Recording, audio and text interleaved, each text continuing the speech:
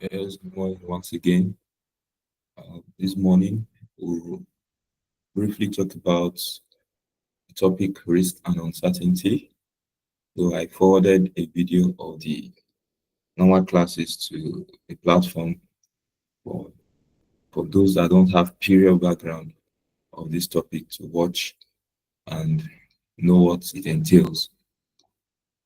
So questions on risk and uncertainty, um, I would say they are not difficult, but there is one thing I've discovered that is not in our textbooks, and that is what I would like to emphasize today.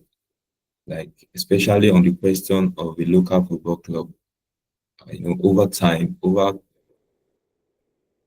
two diet or three diets ago, so most students find difficult to solve that question, and I know I can will definitely repeat that question one day again. But it's a very um, simple question if you know the logic behind it. And I've looked at the question again, even though I have various versions of my solutions to that question. But this morning, I will present a very um, simple version of my solution on that question. So, but there are certain things I will explain that you have to know whenever you see question on risk and uncertainty. Is not in the other video I forwarded. These little highlights I'll put forth this morning and not in the other video. So, and in that question, there are phrases that you must know the interpretation. I want to repeat and reiterate again that English language is very important when trying to solve ICANN questions. So you must read line by line and be able to interpret what each word is saying. So just a brief background of the topic risk and uncertainty. Risk I will define as situations where the possible outcomes are known and probabilities can be assigned to them.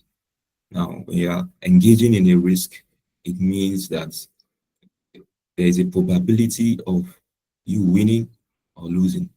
It means that there has been past occurrence of similar situation, and then you can actually predict that yes, I will I will prevail or the reverse will occur. That is risk for you. For example, a very clear example, sorry to use that, is the issue of football.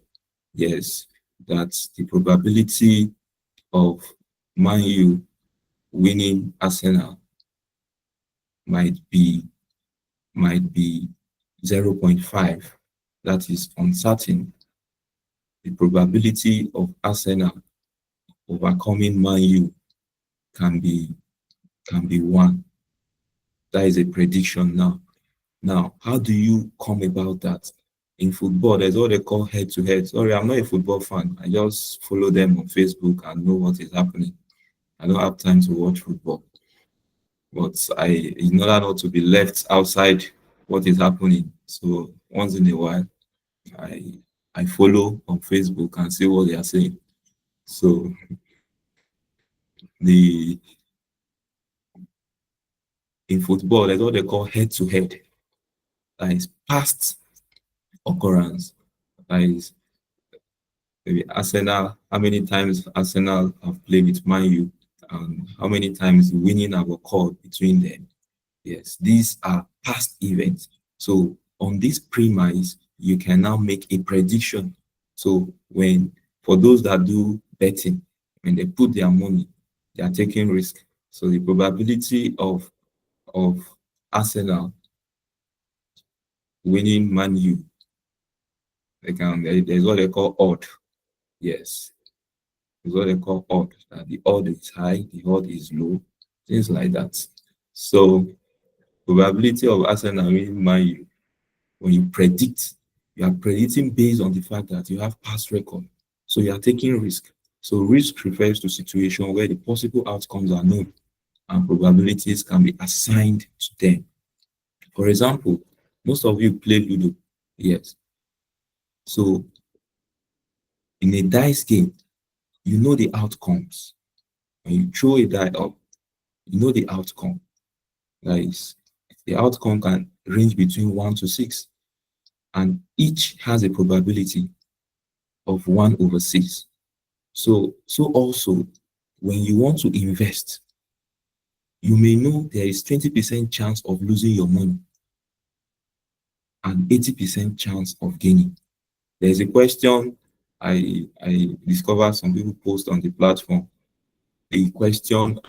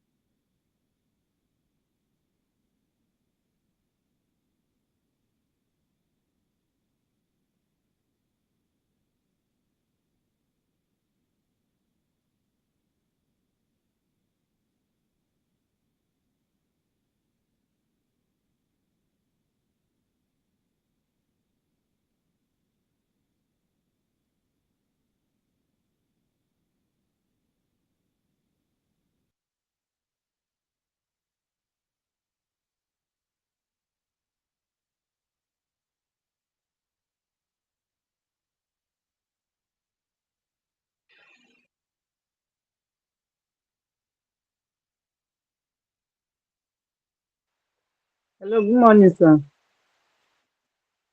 Hello, good morning, sir. I think he said on the group that he lost his network. Maybe we should just hold on to him.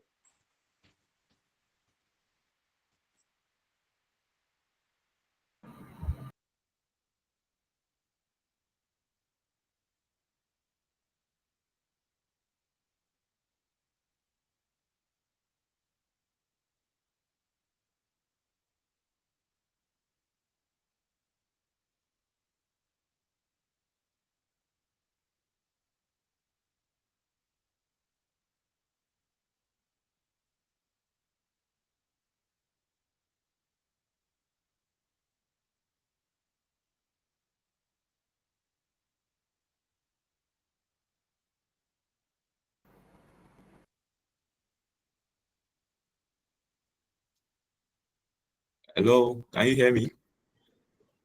Yes, I can hear you. Good morning, sir. Yeah, we can hear you now. Okay, sorry Yes, we for the can hear break. you.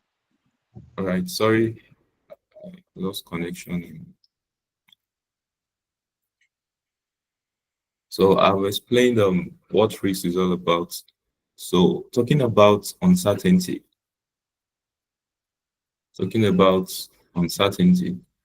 Uncertainty refers to situations where the outcomes are unknown. Take note, risk, at least you can predict the outcome. For uncertainty, the outcomes are unknown. Maybe you are the first to venture into that kind of business. Means um, the case is a case of uncertainty. Uncertainty. So one thing with uncertainty is that probabilities cannot be assigned with confidence. In uncertainty, probabilities cannot be assigned with confidence, but with risk, you can assign probability. Now, example of risk is you launching a new product in an unfamiliar market. So you don't know exactly how consumers will react when you introduce that product. What you're engaging in is uncertainty. Also, you can have a case of political changes. That is, the impact on policy and economy may be highly unpredictable. So when we have such situation, we are facing uncertainty. So the key features of uncertainty is that probabilities are unknown and unreliable, and more so, outcomes are ambiguous and can be entirely new with uncertainty. So it is very difficult to manage uncertainty than risk. So this often requires judgment, experience, or scenario planning. That is the case of uncertainty. So based on this slide, I said decision making involves making decisions now which will affect future outcomes, which are unlikely to be known with certainty. So risk exists where a decision maker has knowledge that several possible outcomes are possible, usually due to past experience. So this past experience enables the decision maker to estimate the probability or the likely occurrence of each potential future outcome. So uncertainty exists when the future is unknown and the decision maker has no past experience which on which to base predictions. So whatever the reasons for the uncertainty, the fact that it exists means that there is no rule as to how to make decisions. So for the examination, you are expected to be aware of and to apply several different approaches that might be useful in the case of a question. So we have what we call risk preference. Risk preference means your attitude towards risk. Your attitude towards risk. We have those that love risk. When they see risk, they smile, they dance, they embrace risk. We have those that detest risk. When they see risk, they run. We have those that are indifferent to risk. Whatever happens, it's fine to them. Yes, they are indifferent to risk. So this is an approach taken to make decision, and it depends on the decision maker's attitude to risk. So a risk seeker will be interested in the best possible outcome. So a risk seeker will most likely give all he or she has to a project, not minding or with the mindset that the outcome will be favorable. So this is an optimistic approach. A risk seeker will always want to give to a project with the hope, they are always optimistic, with the hope that the return will be favorable. So that is a risk seeker for you. So someone who is risk neutral will be concerned with most likely or average outcome. So somebody who is risk neutral, no matter the addition to the investment, no matter how insignificant it is, they are always very fine. They're always very fine with the outcome of the risk. While a risk avoider makes decision on the basis of the worst possible outcome. Risk avoider will just let me just put small of my investment because the stock price can fluctuate. Anything can happen. So let me play a defensive game. Yes, that is a risk avoider. A risk avoider.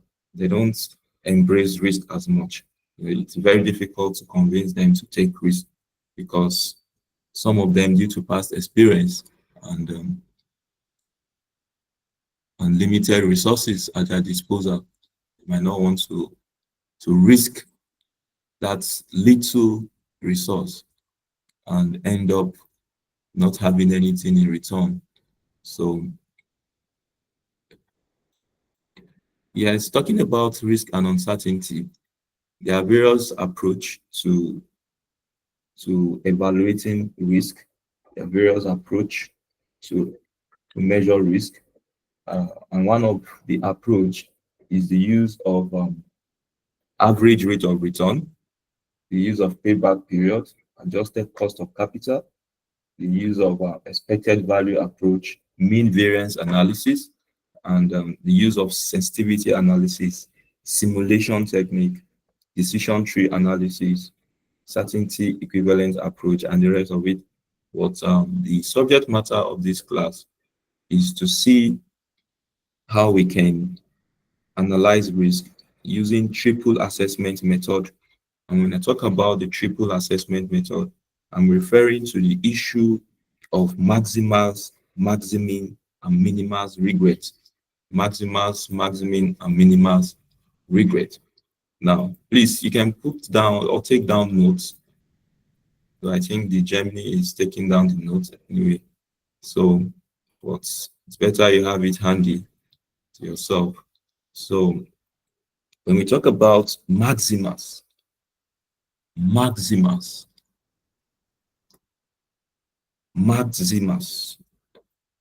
Let me see if I have it here. Yeah, Maximus decision rule.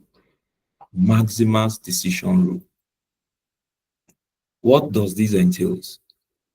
From the word maxi, mass. Maxi, mass.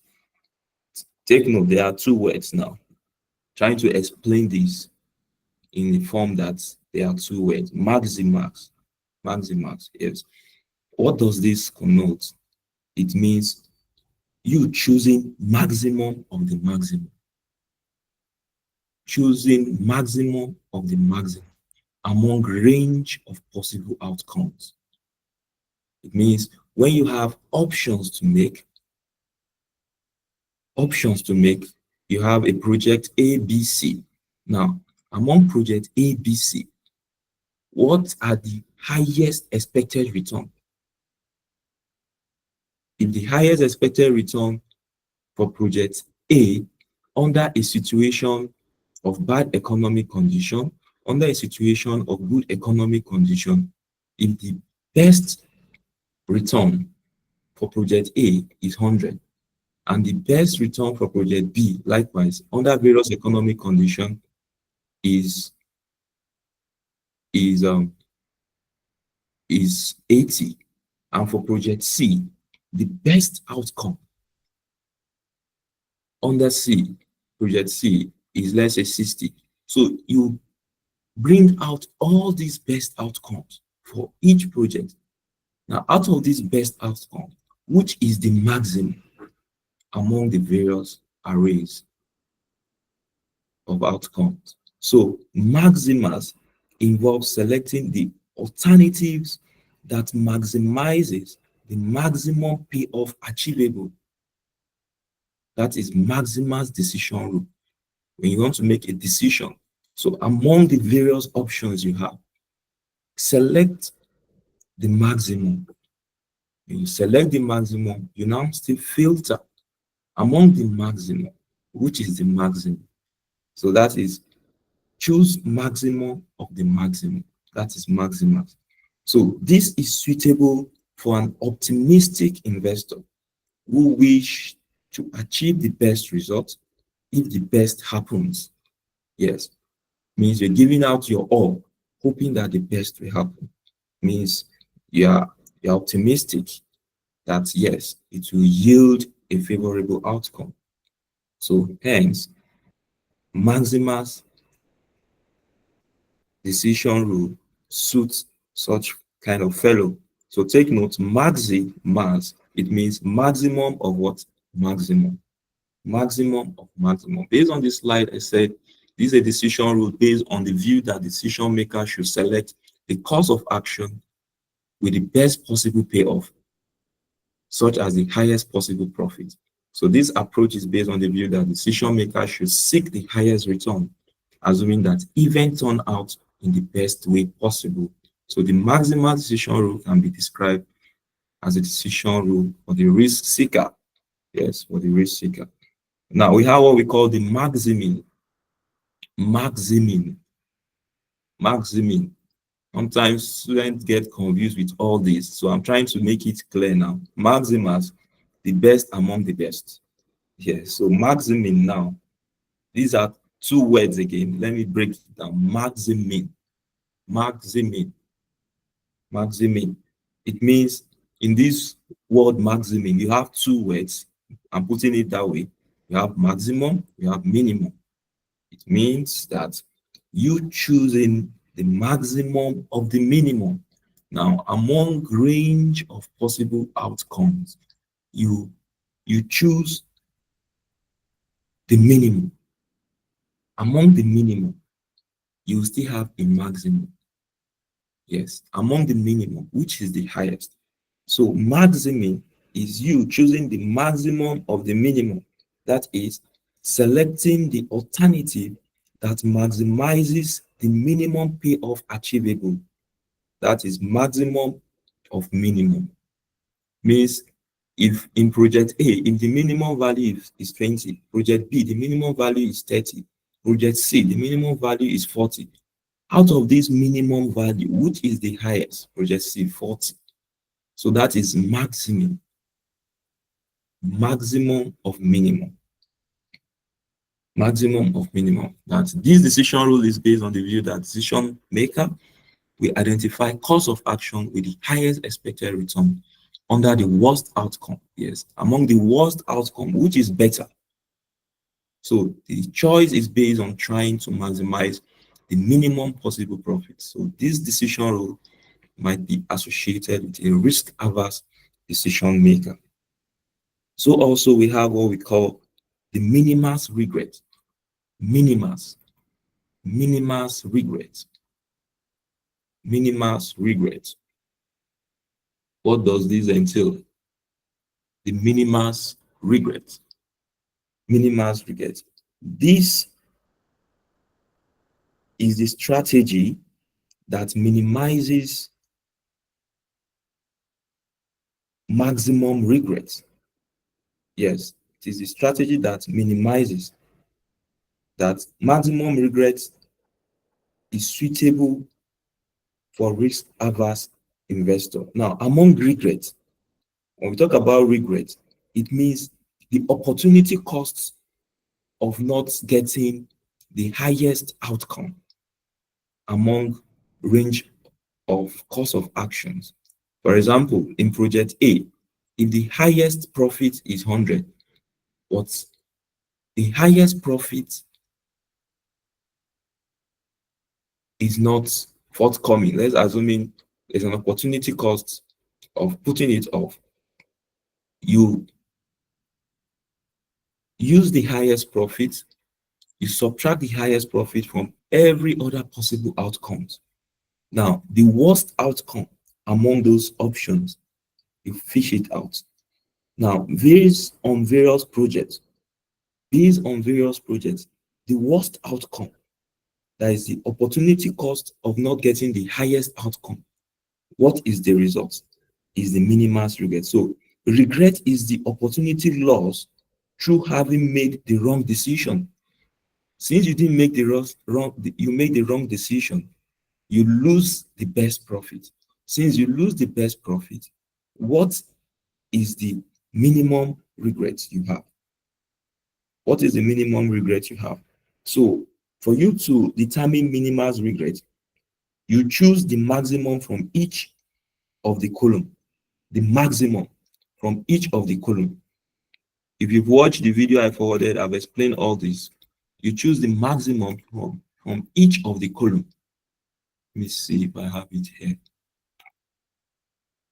You choose the maximum from each of the column. Then when you do that, you subtract the maximum from every other element in the column. You subtract the maximum from each other element in the column. Then you choose the minimum of the regret. You choose the minimum of the regret. So when you choose the minimum of the regret, out of various course of action, which is the least regret? Which is the least regret?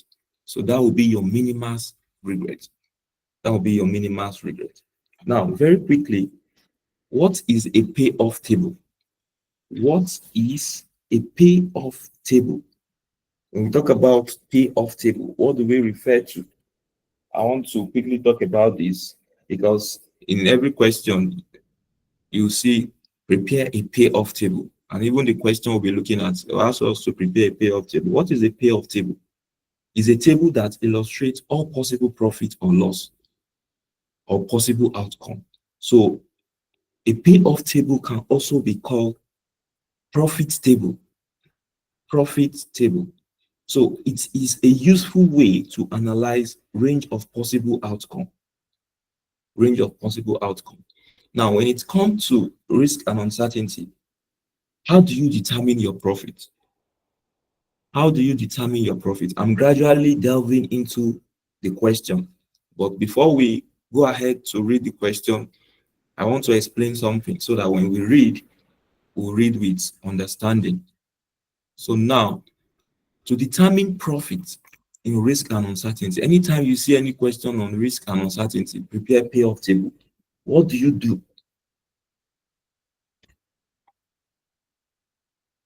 The point is this.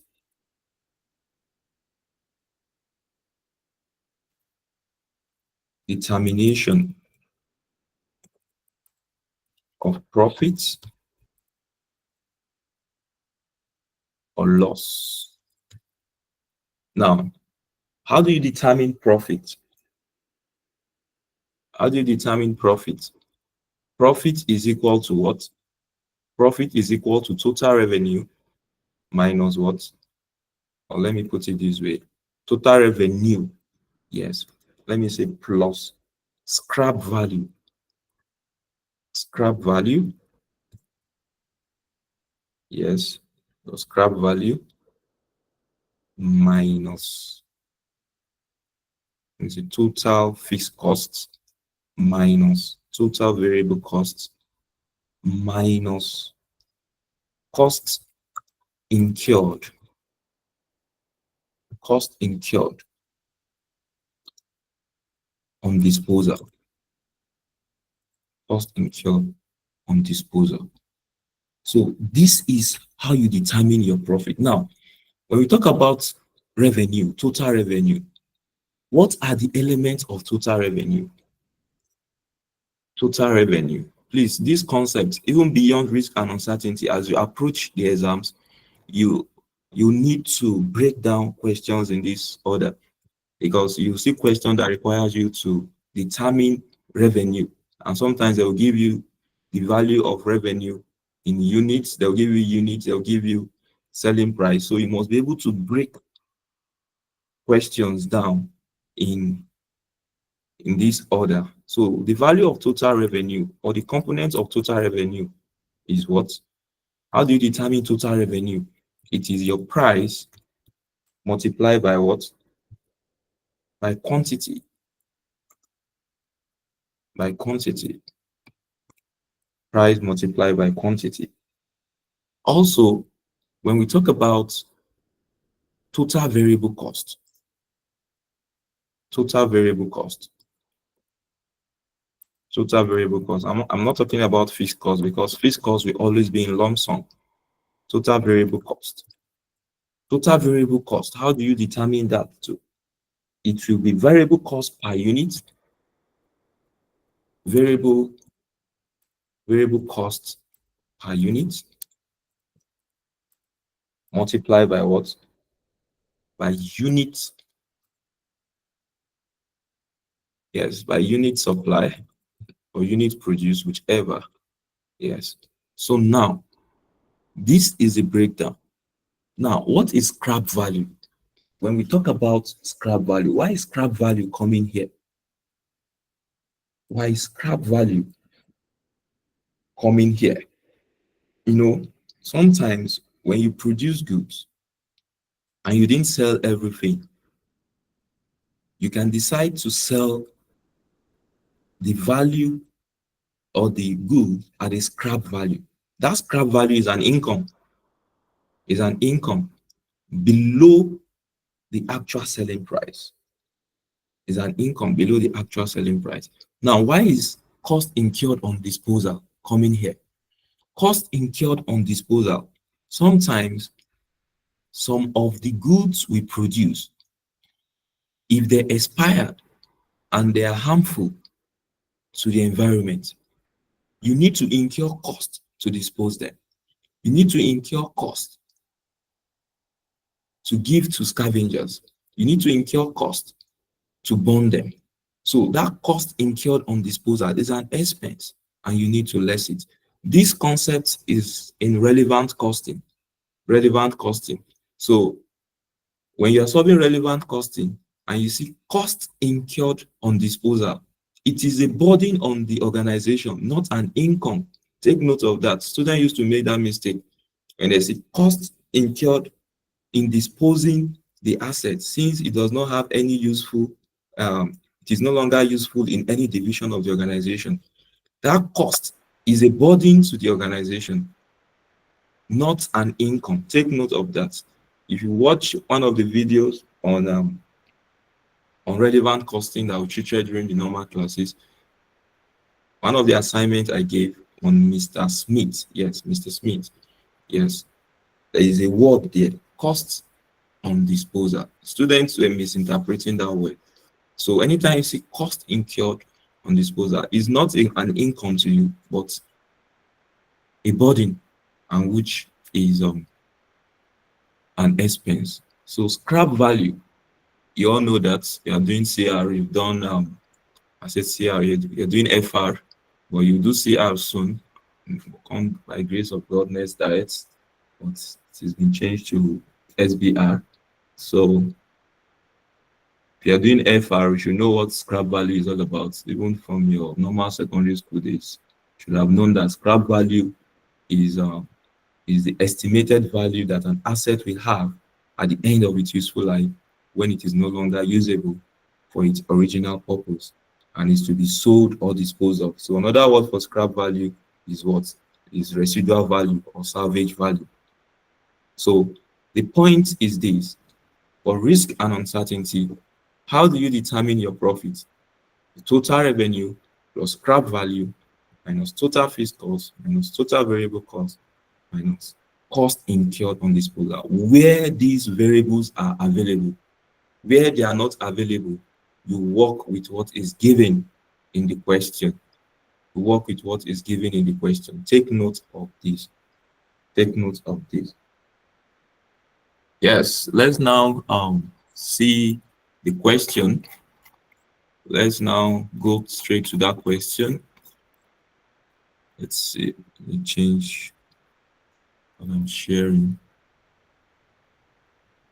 Yes, somebody can read among the co-hosts. as I try to change my slide.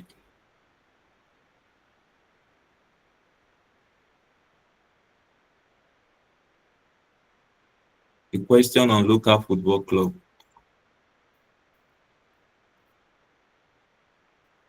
You can read.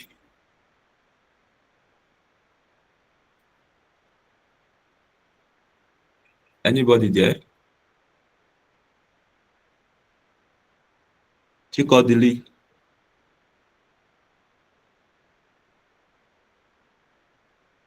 I think the co-hosts are not available.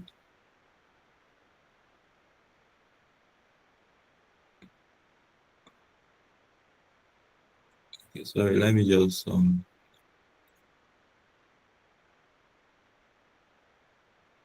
yes, Olamilekan, can you do you want to read? You can read.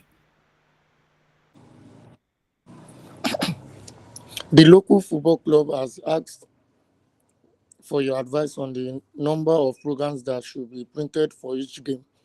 The cost of printing and production of programs for each game, as quoted by the local printer, is 1 million plus 400 naira per copy. Advertising revenue, which has been agreed for the season, represents 800,000 for each game. Programs are sold for 1,000 for 150 naira each. A review of sales during the previous season indicate that the following pattern is expected to be repeated during the coming season of 50 games. Number of programs sold, number of games. Under number of programs sold, for 10,000, number of games is 5. For 20,000, number of games is 20. For 30,000 programs sold, number of games is 15. And the last one, 40,000 programs sold, 10 number of games. Programs not sold at the game are sold as waste paper to a paper manufacturer at 100 naira per copy. Question: assuming that the four quantities listed are the only possibilities, you are required to A. Prepare a payoff table. B. Determine the number of programs that will determine the highest profit if a constant number of programs were to be printed for each game. C. Explain why you should buy 30,000 or 40,000 copies, assuming one of these is the most profitable quantity, despite the fact that the most probable sales are 20,000 copies per game. D. Calculate the profit which would arise from a perfect forecast of the numbers of programs which would be sold at each game. E. Discuss the major limitation at expected value criterion in decision making. All right, thank you very much. Yes. So looking at this question, there are various cost elements here, but the cost elements are silent. So you need to look with a deeper eyes and understanding for you to know the meaning of these cost elements and for you to know what they stand for. For example, the question that the cost of printing and production of programs for each game. Take note, the word each game is different from program sold. Each game is different from what program sold. Now, the cost of printing and production of programs for each game, as quoted by the local printer, is 1 million naira. 1 million naira. What is the meaning of this 1 million naira? That irrespective of the game, irrespective of the game, of the number of games, there will be 1 million naira incurred. 1 million naira will be incurred. It means the 1 million naira is a fixed cost because it's a constant amount paid to the printer, regardless of how many copies are printed. Take note of that word. Take note. This 1 million naira is a fixed cost, irrespective of the program sold, irrespective of the program produced. So the question explicitly states that The 1 million is charged for each game, regardless of whether the club prints 10,000 programs or 40,000 programs. So to the printer, it is likely to be a setup cost or an administrative fee from the printer for preparing, let's say, materials, designs, logistics, and the rest. So the 1 million remains constant per game, independent of the number of units printed.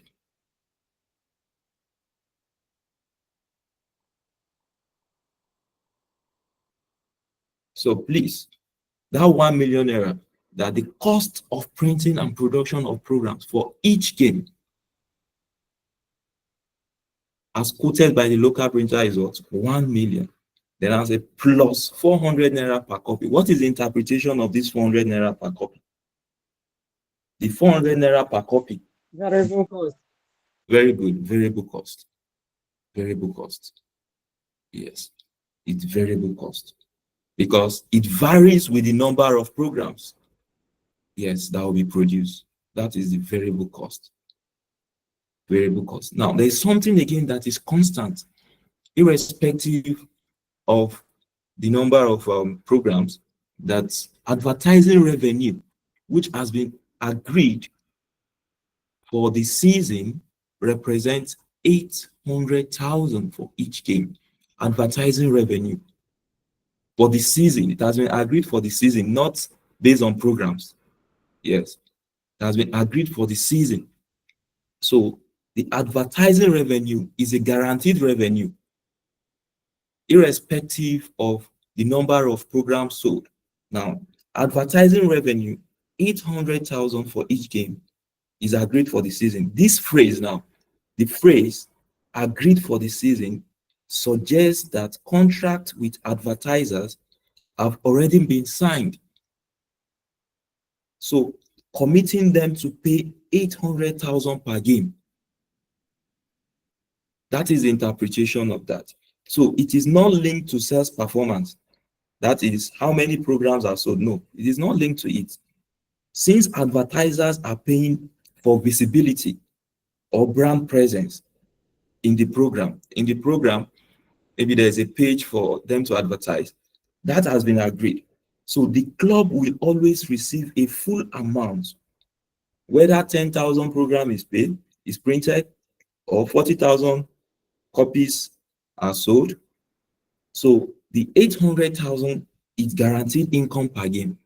So a fixed inflow will always accrue to the football club, regardless of actual program demand. So that is one of the things with this question.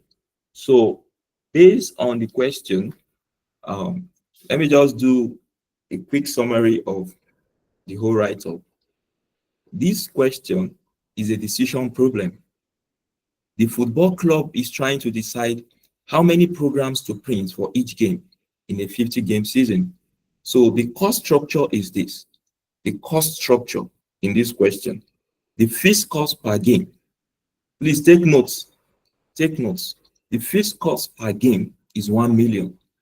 This is a constant amount paid to the printer, regardless of how many copies are printed. The variable cost per copy is 400 naira. This is paid for each program printed. This is paid for each program printed on top of the fixed cost. So the total cost there will be 1 million plus 400 naira multiplied by the number of programs you want to print per time. If you are printing 10,000 programs, 400 multiplied by 10,000 programs will give you the total variable cost plus the fixed cost there. So also, in terms of revenue, we're talking about the cost structure now. In terms of revenue, sales revenue, each program sold to fans will generate how much? Each program, 150, 150 naira. From the question, is stated clearly. Advertising revenue, the club earns what? 800,000 per game. from advertisers. So this is guaranteed. So it doesn't depend on the number of programs sold. So also in terms of revenue, we have the scrap revenue. The revenue from the scrap, the unsold program. Let me put it that way. Yes, the unsold program, the revenue from unsold program. So any unsold programs are not wasted. They are sold to a paper manufacturer as a waste paper at what? 100 naira each. So this partially recovers cost of printing. So instead of losing 400 naira, at least we're able to recover 100 naira. Means we are losing 300. We're losing 300. So if you look at this question again, the demand is uncertain. The actual number of programs that will be sold in each game is uncertain, but past data provides that a probability distribution can be seen. Now that a review of sales during the previous seasons indicate that the following pattern is expected to be repeated during the coming season of 50 games. Now, we have number of games, we have number of programs.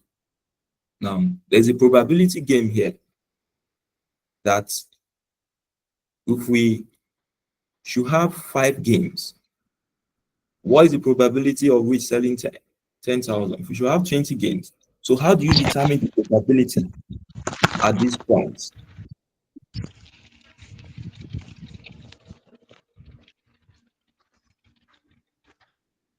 So how do you determine the probability at these points? So let's go to the workings. I know some of you have seen some workings. I'm not working based on what you have in your Pathfinder, but we are arriving at the same point. Yes, because the Pathfinder didn't actually explain in details. So they just put some figures for you to be cracking your head and you're imagining how did they arrive at these figures. So just follow what I'll be doing. Don't open your Pathfinder and be checking. After everything, you can go and check and see what has happened. So let's see. Let's work out the probability before we go to the cost issue. I believe you should be able to do that. Let's see.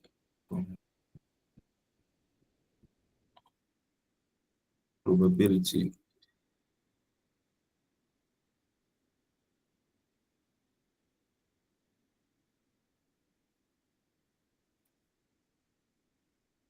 So we have programs sold.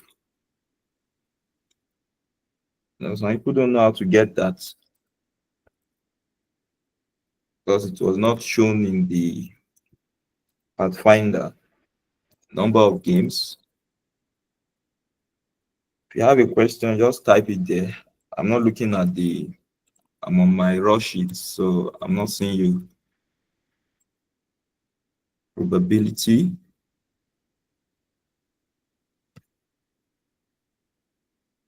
So the program sold, we have 10,000, we have 20,000, we have 30,000, we have 40,000.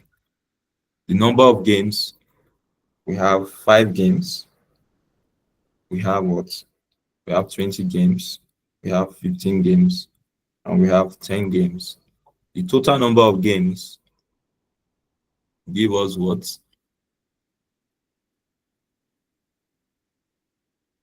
The total number of games give us 50.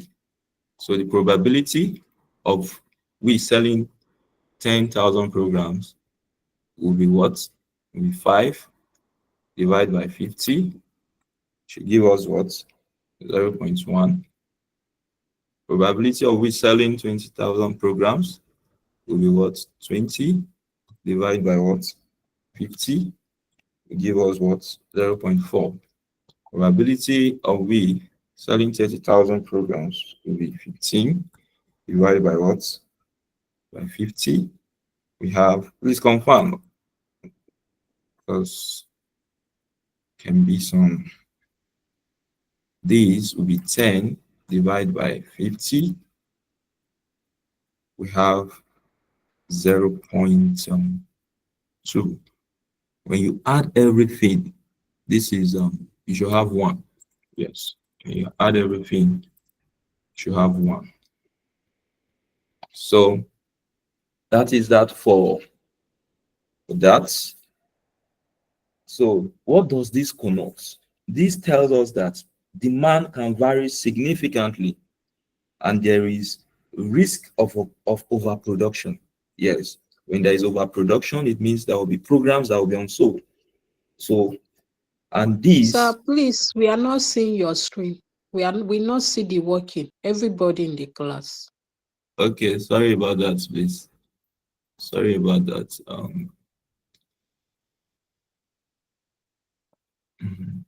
Can you see it now?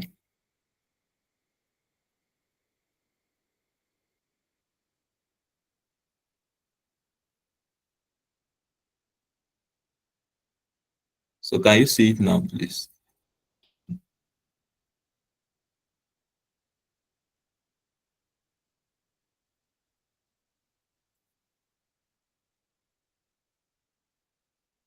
All right, thank you.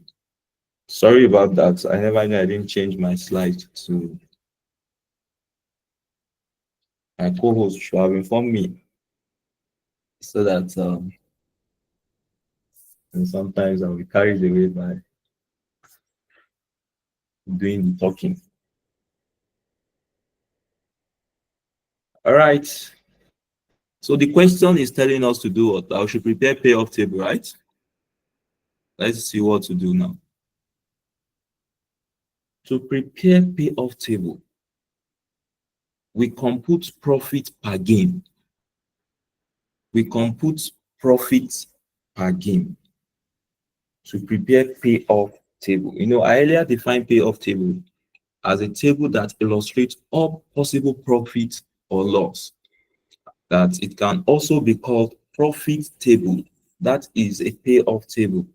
So to prepare payoff table, we have to compute profit per game, profit per game based on different decisions. And what are those decisions? Number of programs printed and different levels of actual sales.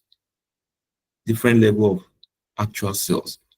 Now, we have 10,000 programs. Let's see if we are to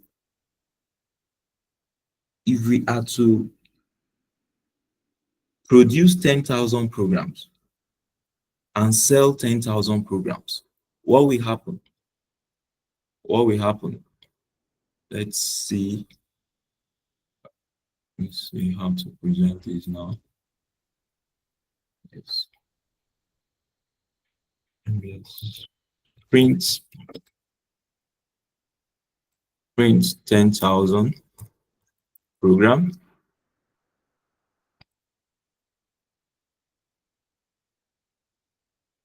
and sell 10,000. Print and sell 10,000. Let me leave it that way. Now, what will be the cost? What will be the cost? The cost will be what?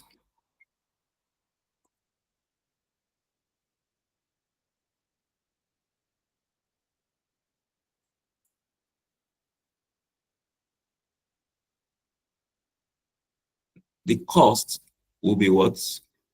Let's see. To produce 10,000 programs, there's a fixed cost of what? Of 1 million. We've established that. The variable cost will be what? 400 multiplied by what? 10,000. The total cost will now be what? The total cost will be what?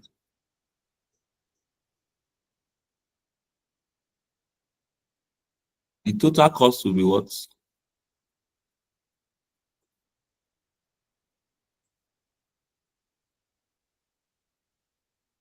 What is saying I should start from the probability? From the question, from the question, the probability, there's a table there in the question. There's a table in the question that that is showing the program sold, the number of games. So the number of games, the summation of the number of games is giving us 50. The probability of you selling 10,000 will be 5 over 50. When you do that, you have 0.1. Probability of you selling 20,000 programs in 20 games will be 20 divided by 50, 0.4. Probability of you selling 30,000 programs in 50 games will be 15 divided by 50, you have 0.3. Probability of you selling 40 programs in 10 games will be 10 divided by 50, you have 0.2. When you add all the whole probability values, you have 1. So the point now is, when you produce 10,000 programs and you sell 10,000 programs, what will be the profit? We want to prepare a payoff table. But before we prepare a payoff table, let's see the profit that we accrue to the local football club, because it's the profit figure that we'll use in preparing our payoff table. Now, when you print 10,000 programs and sell 10,000, what is the cost of printing 10,000? We've established that we have a fixed cost of 1 million and variable cost of 400 naira per copy. So if you are producing 10,000 copies, what will be the total variable cost?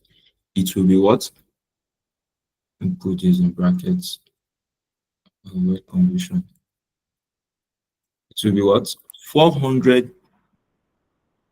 multiplied by 10,000. You have what? You have 4 million. You have 4 million. Then 4 million plus 1 million. The total cost will be what? Will be 5 million. Will be 5 million. Let me share my screen so that, let me split it.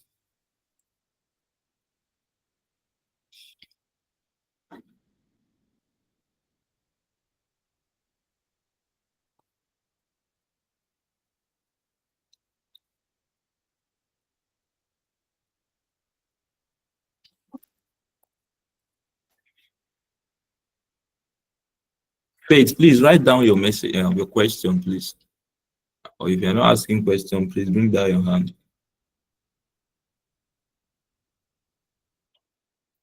So the cost is this. What will be the revenue or the sales?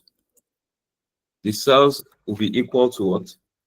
For one copy is 150. So when you're selling 10,000 copies, 150 multiplied by 10,000, you have what?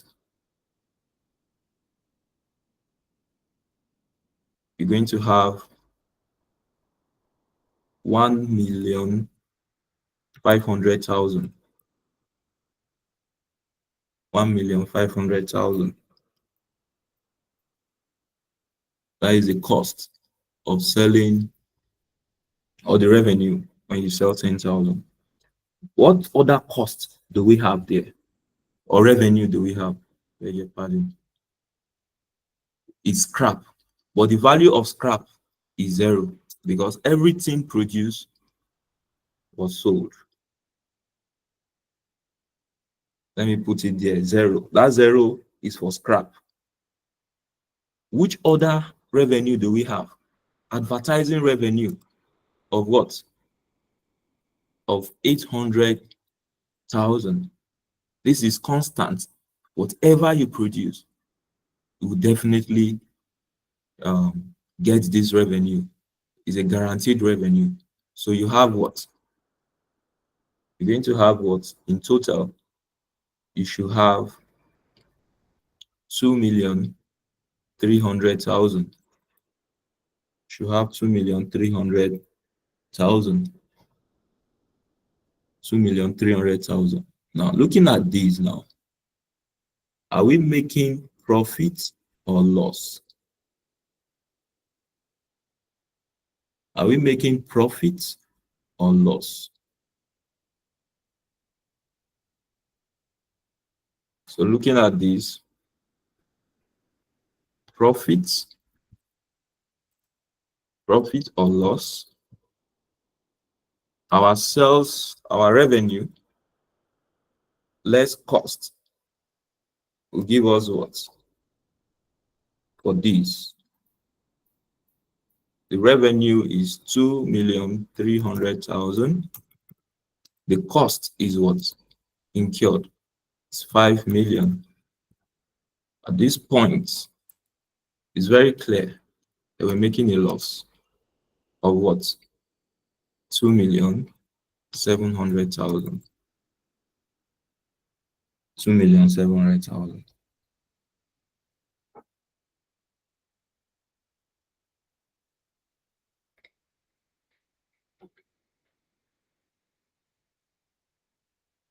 Please,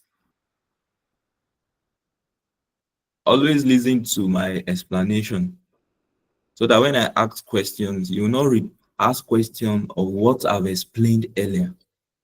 Yes, it's very important. Listen to the explanation, don't get distracted. So when I see your hands up and you ask me a question, you will not be asking me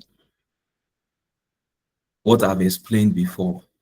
Yes. So, some of you can be distracted since we are not seeing ourselves. So when you now come back, you now want to draw the whole class back. It's not good. When you get distracted, you just accept your fate that way, and you go and watch the video again. If not, we will not conclude on time. So that is it. So at this point, I've solved for this because I want you to try the next one. I will now give room for question. Don't ask me question on what I've explained before. Let me allow everybody to talk now. Those that want to talk. Well, I know that I'll still get question of what I've explained before. But no problem. Let's hear. Rachel.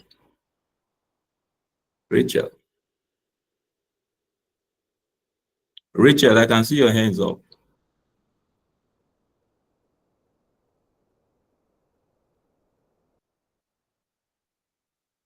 Would you? Okay, good morning, sir. Please, I didn't get the scrap. You said the scrap is 0, and the question I'm not seeing where they've said a maximum or a minimum quantity of scrap. I don't know why that scrap is 0 actually, because it signifies that scrap will be sold at 100 naira per copy, and it said it's 0, which means there might be. You said they sold everything, so there's no scrap. So how did we know everything was sold at 10,000 programs? Now, the point is this.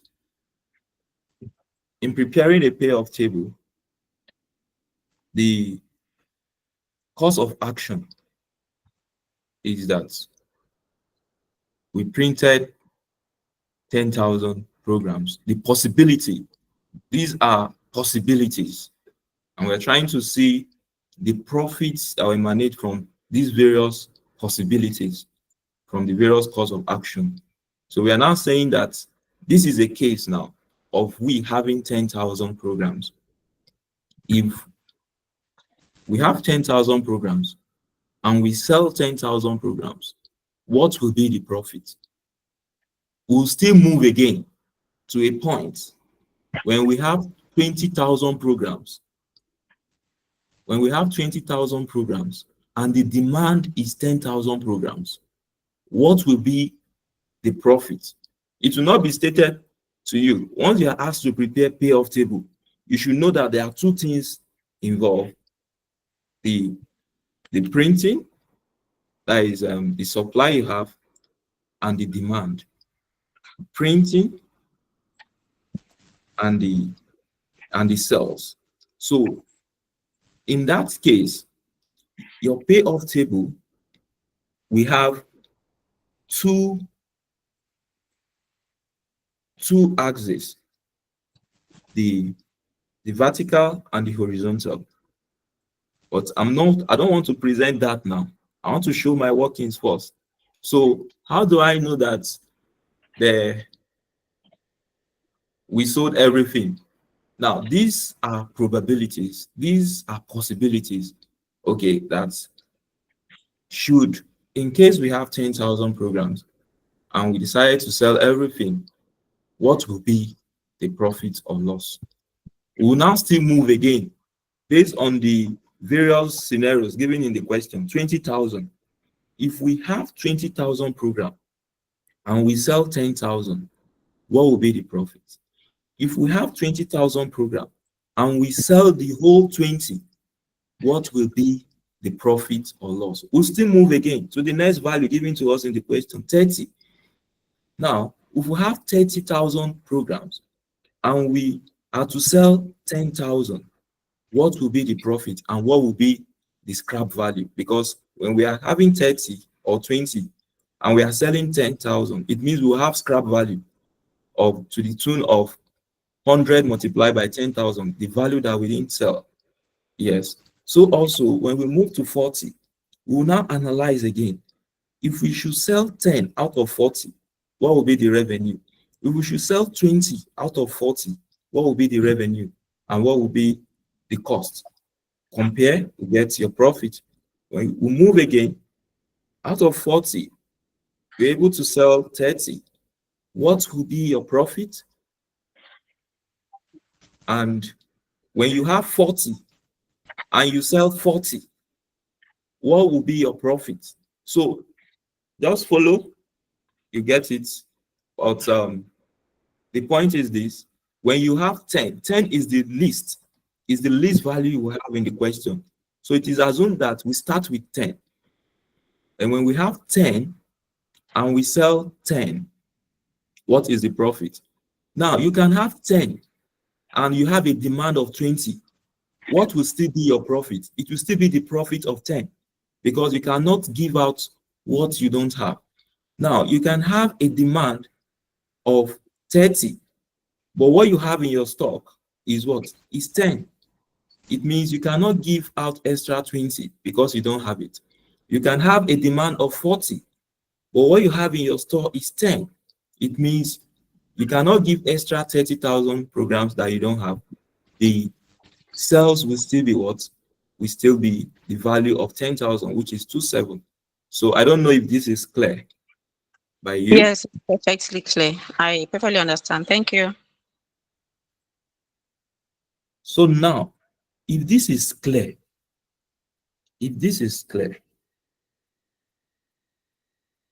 if we should have 20, yes, Mr. Shegun,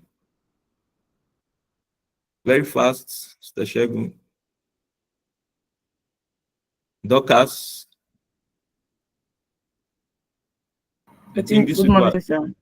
all right, good morning. So just just on the same question she asked, just to have more understanding, is it that this selling this demand and this supply, are we the one assuming what we sell, or is it the same demand that we're using to assume what we sold to them? I don't know if you got my question. Hello.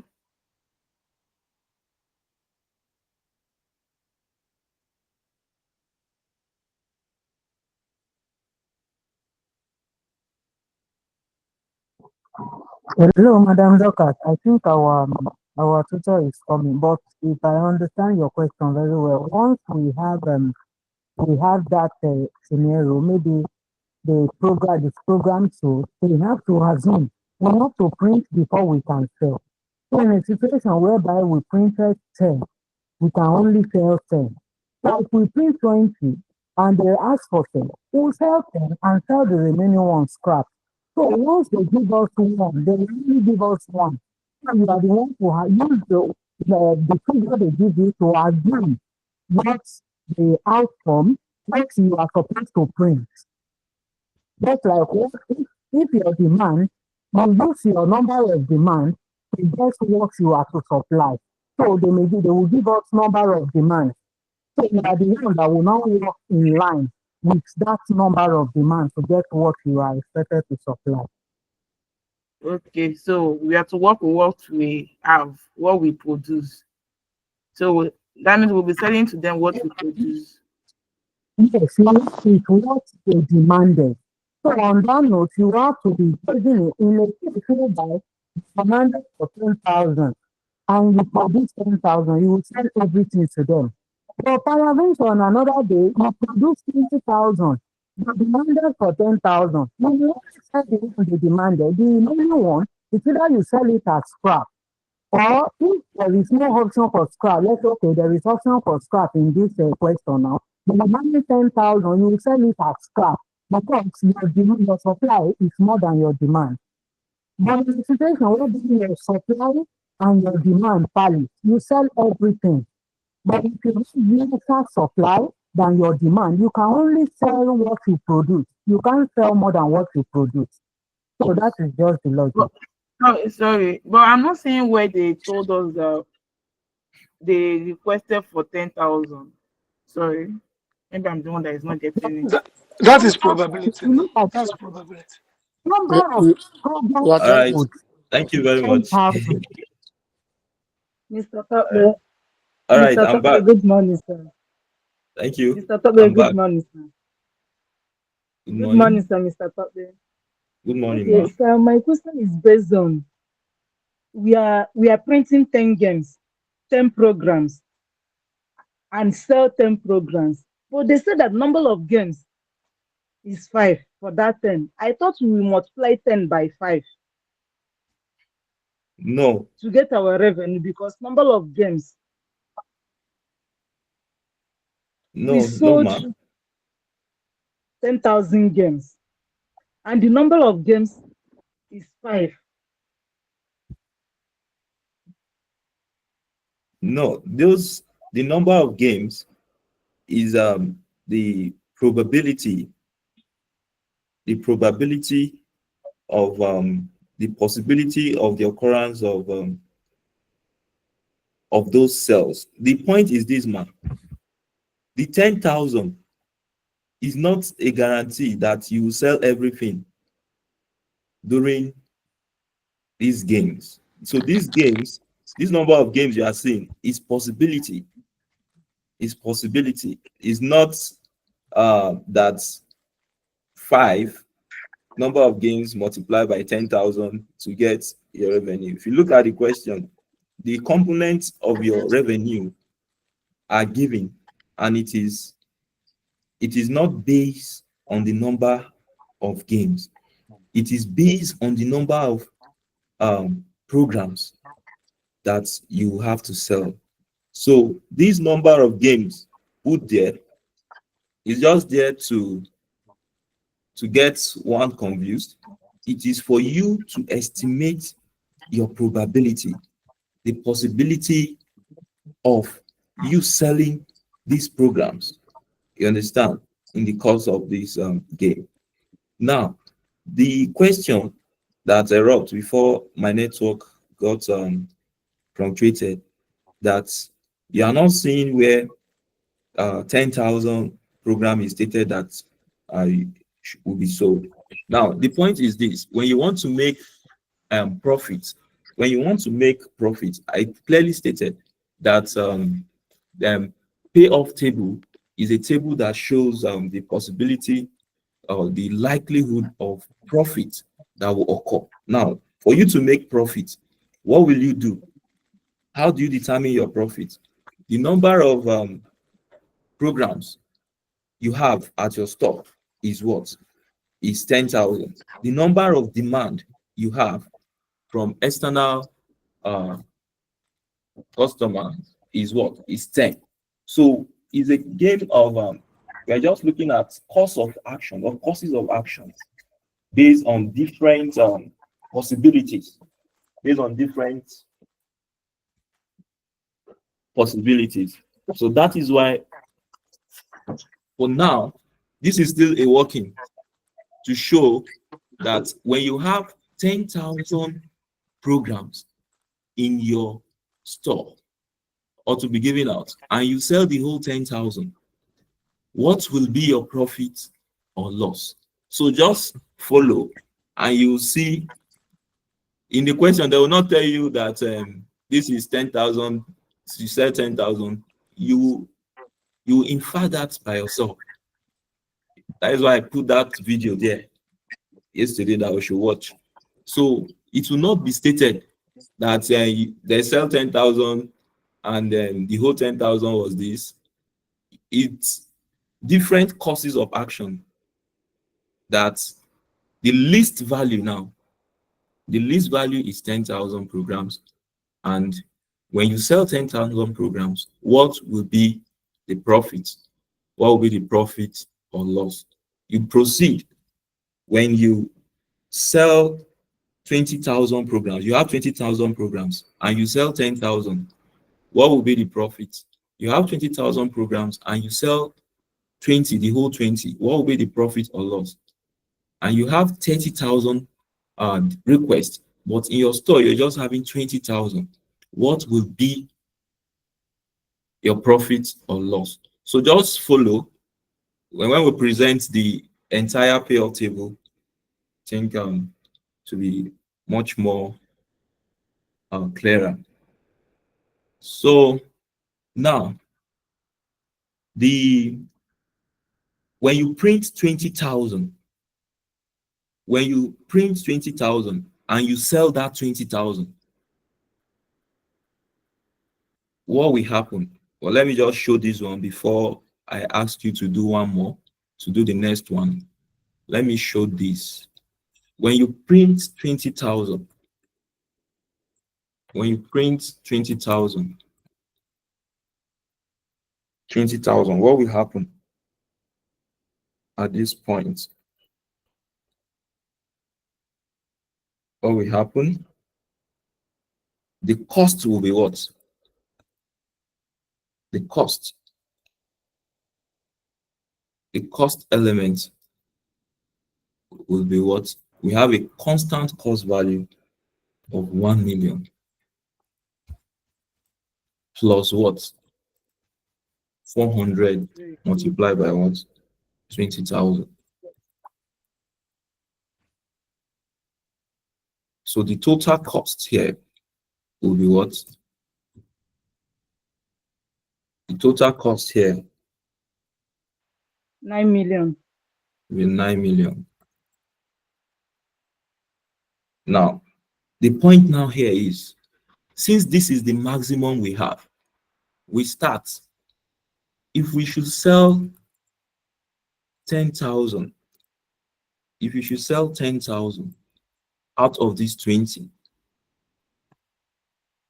what will be your profit or loss? If you should sell 10,000, what will be your profit or loss? The point is this: when you sell 10,000, how much is one copy? Is 150 per copy. And when you do that, you have what? 1,500,000. 1,500,000.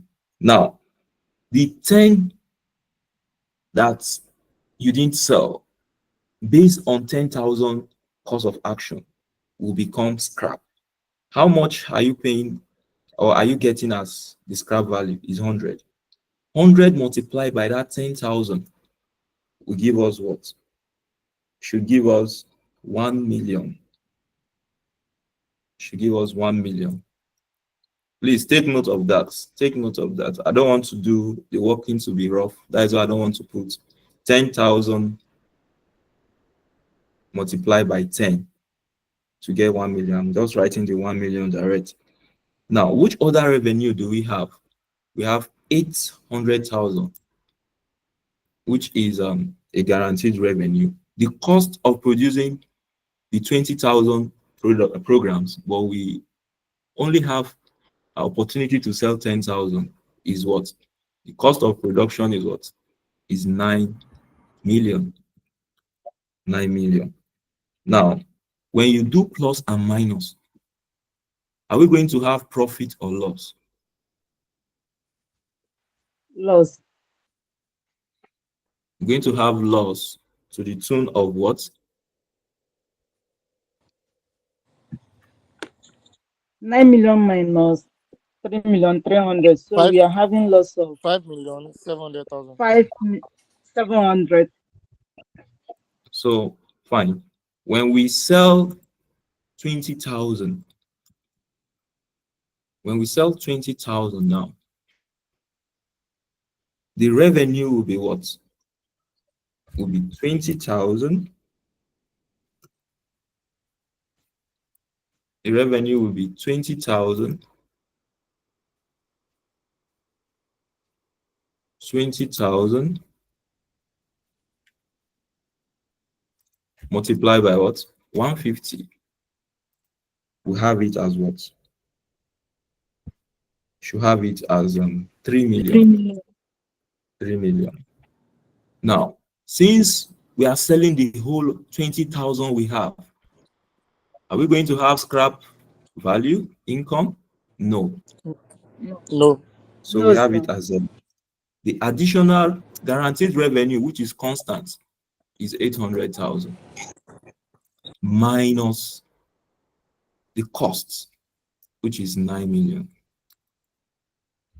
And we have it as what? We have a loss of 5,200,000.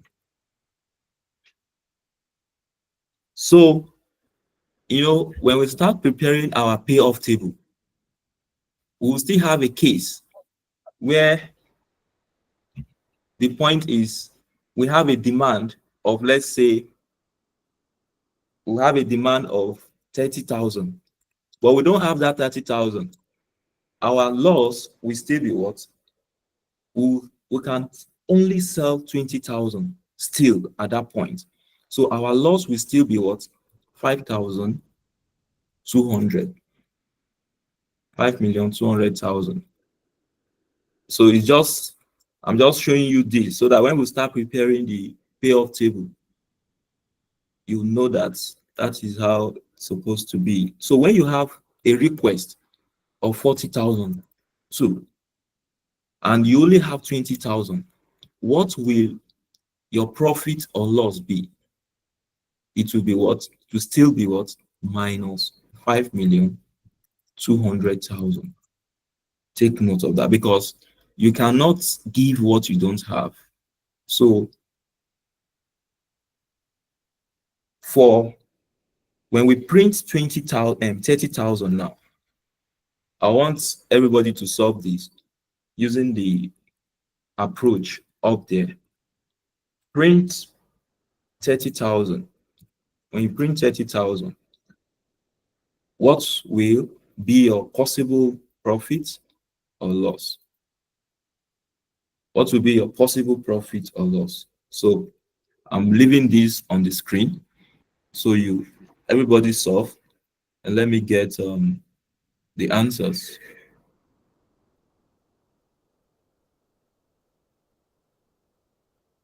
Alima Ibrahim, any question?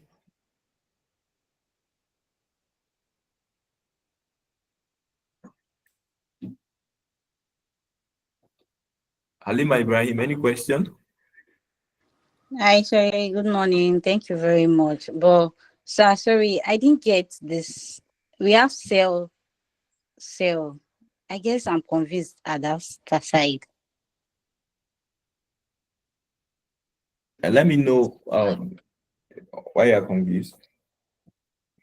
Yeah, the previous 10, the print 10,000 that we did was just one sale. We Yes. did the cost, then we did one sale. Then this Yeah. 20, this print of 20,000 now is what I don't understand. Why do we have like two sales? Yes. We have like two sales because the 20,000 is the maximum at this point now. So there is possibility of we just selling 10,000 out of the 20. And there's possibility of we selling the whole 20,000. So that is why we have those two options. Now, when you have to solve for 30 now, there will be an addition. It will now be you selling 10, you selling 20, and you selling what? 30. So that is Okay. how we graduate it. When you now move to print 30 and 40,000, it will now be sell 10, sell 20, 20. 30, and the whole 40. Okay. Yes. Thank you very much. It's clear. Thank you. Mr. Shegun, I've been calling you since. Abisola. All right, please quickly solve for 30. Let me just see the answers on the message on the chat box. Let me bring down these hands because call them, they're not talking. Hello.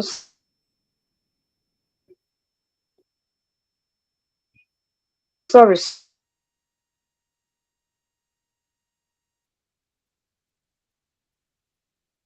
So when we have 30,000 programs now,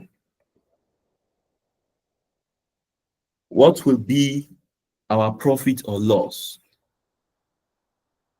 when we sell 10,000? You can just give me my answer in the chat box.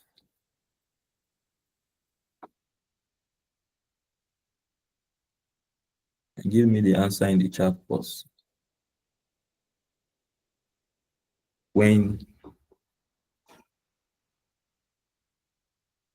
Okay, very good. Doctors Olabi, I can see that, yes. The loss is 8,700. The loss is 8,700. Yes, very good. Yes, Ali Grace, I can see that. 8,700,000. Yes, good. Yes, yes, that is nice. Yes. Now, when the sell is 20,000, please excuse me, please.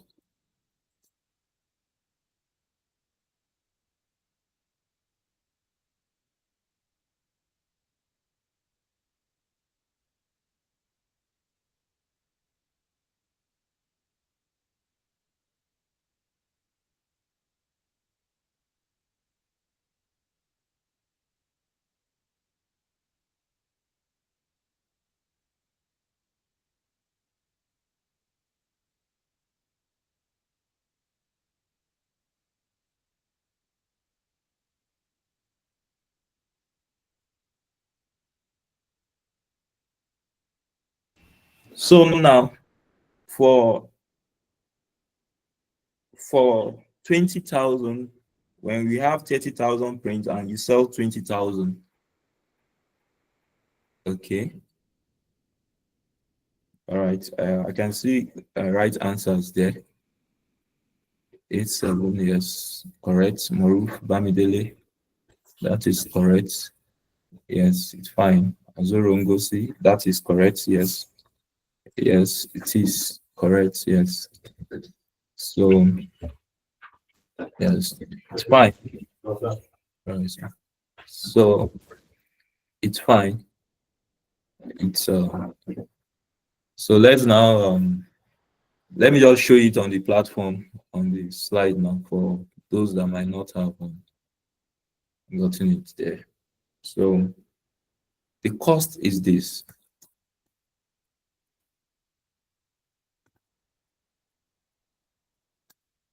The cost. The cost of producing 30 copies is what?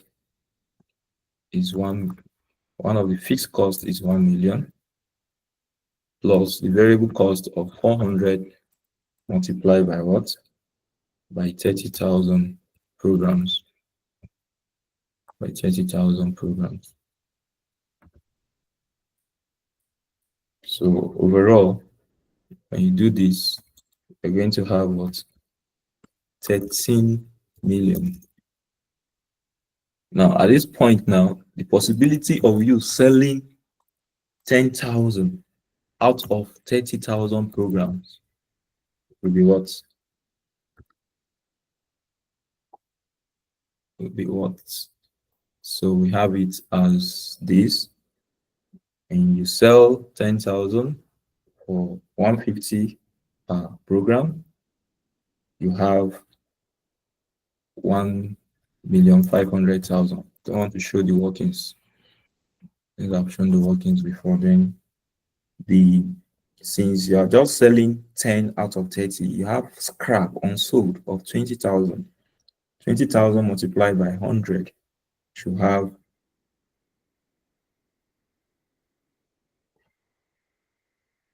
should have 2 million. 2 million plus a guaranteed advertisement income of 800,000. And you now less the cost of 13 million, you're going to have what? A loss of 700,000.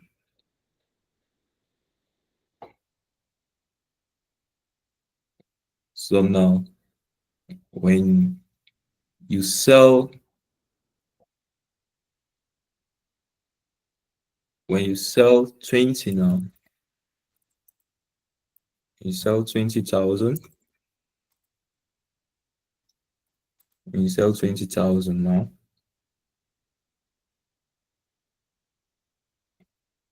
your revenue will be what? 20,000 multiplied by 150 is going to be 3 million plus what? Scrap value of 10,000 programs multiplied by 100, going to have 1 million plus a guaranteed income of 800,000 less the costs of less than 13,000 all through because you've already incurred that cost. That is the reason.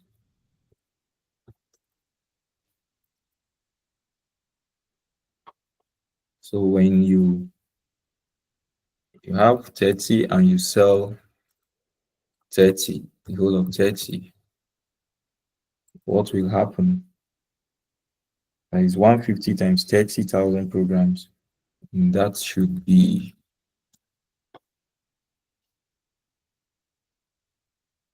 that should be 4,500,000. We have scrap 0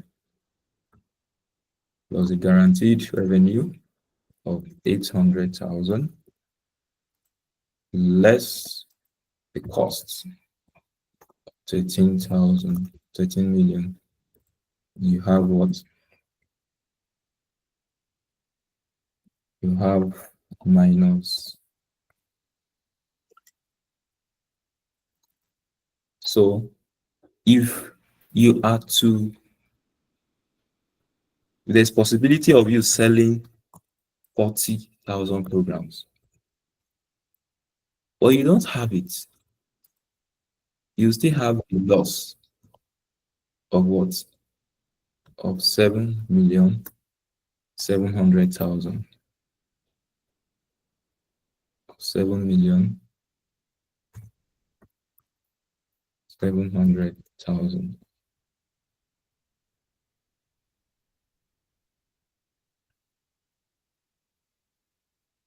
So I believe everybody in this class should be very fine with this. So now when it comes to you printing 40,000 programs, what will happen?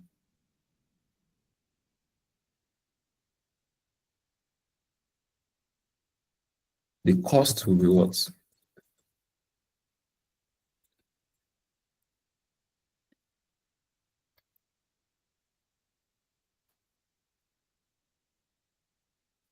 Everybody in this class should be able to solve this. I'll call the names randomly. You tell me the cost.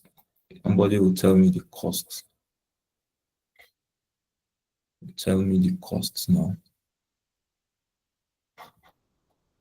Please solve. What will be the costs to print 40,000 units of 40,000 pages? Yes, Doris. 17 17 million. Okay, good. 17 million. Fine. I'm saying 16 million. There's an error somewhere. Yes, 17 million. So quickly solve now. When you sell for 10,000, out of 40, you're able to sell 10,000. You're going to have what? 5,000.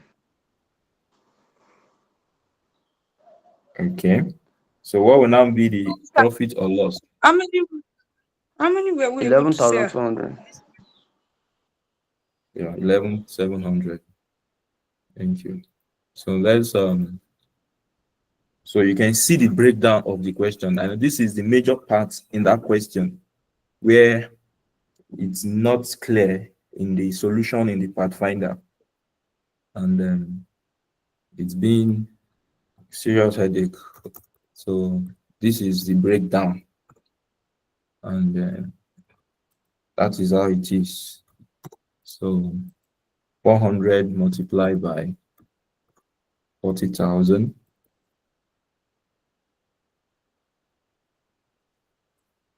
You're going to have, there's another method you can use to solve it anyway, but I don't want to present that because that might require me to talk too much. So 1 million plus 400 multiplied by 40,000.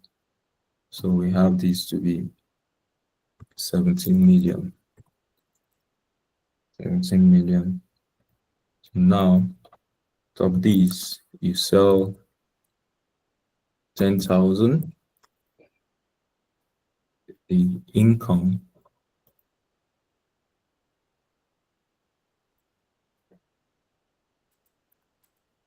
it will be what?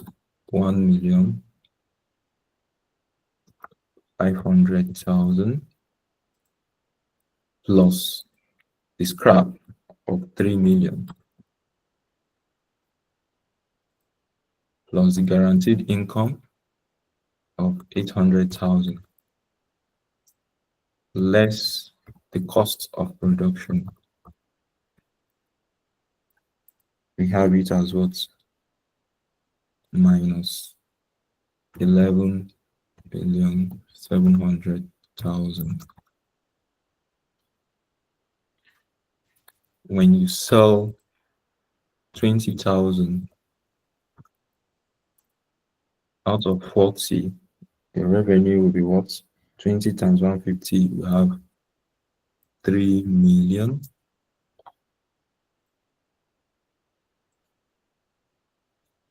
3 million plus, and this scrap will be 2 million. Guaranteed income is what? It's 800,000.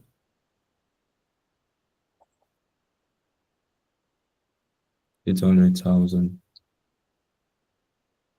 minus 17 million.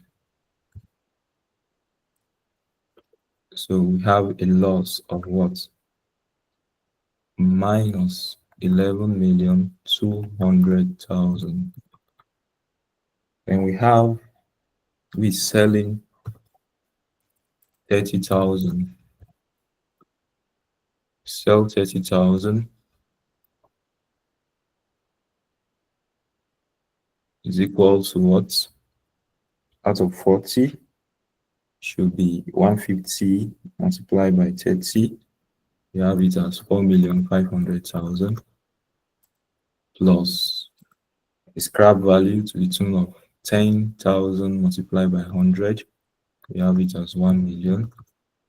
And then the guaranteed income of 800,000 less overall cost of producing 40,000 units, which is 17 million, equal to what? A loss of 10,700,000. And when you sell 40,000 units out of the whole 40,000 you produce, what will be the story? Story will be 40 multiplied by 150 a copy, going to have 6 million. Is there any possibility of scrap at this point? Is no. Plus guaranteed income 800,000 less 17 million, which is the overall cost of producing 40,000 programs. And these result into a loss of 10,200,000. For Coca Football Club have always been experiencing loss. So now, this is of what we are to present in our payoff table.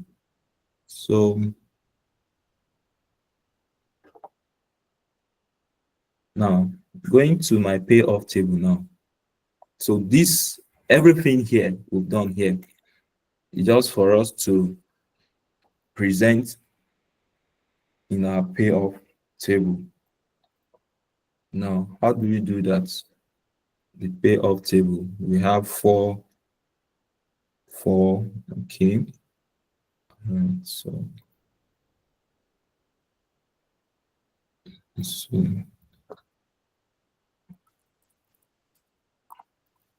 payoff table. Now, how do you determine your payoff table? Which item to be on the row? Which item will be horizontal? Which item to be vertical? That is one point of concern. Some students can always ask that question. Now, to correctly structure a payoff table,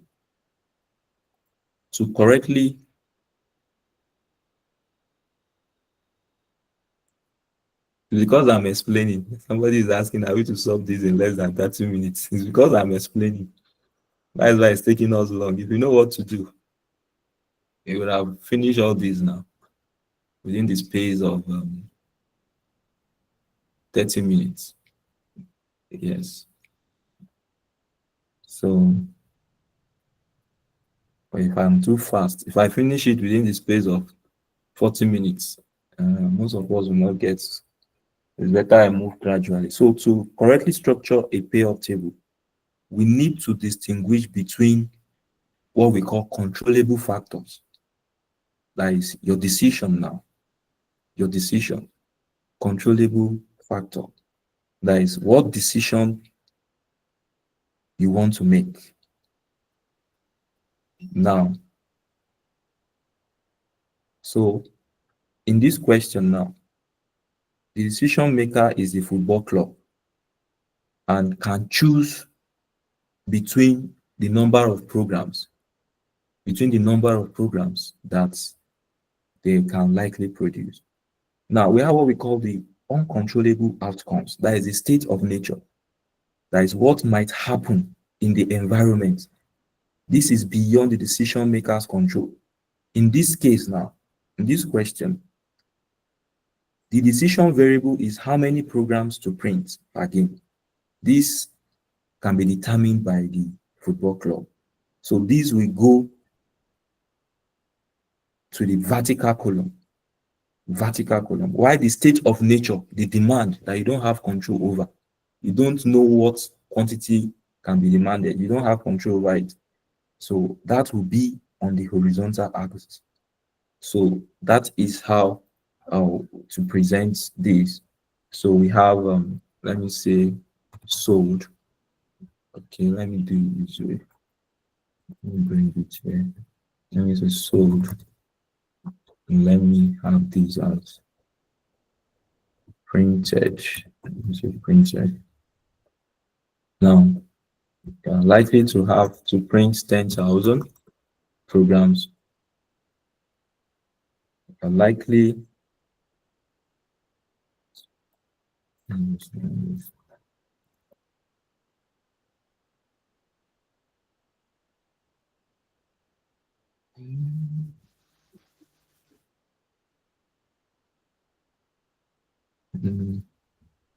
me keep this way. Okay, let me see leave it down. Sold, printed. So we have printed 10,000, printed 20,000, printed 30,000, printed 40,000. Now you sold 10,000. You sold, possibility of you selling 20,000, 30,000. Possibility of you selling what? 40,000. So now if you print 10,000, this is what you have, 10,000, and you sell 10,000, what will be your profit or loss? It will be, I'll just remove the 3 zeros, please. I'll just make it 27. If you have a request to sell 20,000, but what you have is 10,000, what will be your profit or loss? It will still be 27. When you have a print of 10,000 and a request of 30,000, what will still be your profit? To be 27, because you cannot give more than what you have. You only have 10,000 and people are requesting for what? For 30. So you can only make a loss of 27. And also, when you have 10,000 available, but there's a request for 40,000 units, it means you cannot give that. You are only limited to 10,000. The loss is 27. So also, when you have 20,000 printed and there is a request for 10,000, what will happen? Based on what you've solved, check your answers, the workings, you have a loss of what? 5,700. Yes. And at this point now, the whole 20 you printed is being requested for. What will happen? The loss will be what? 5,200. And also, when there's a request for 30, but what you have is just 20. It means you'll be limited to the loss of what? Of 5,200. Still, same with 40.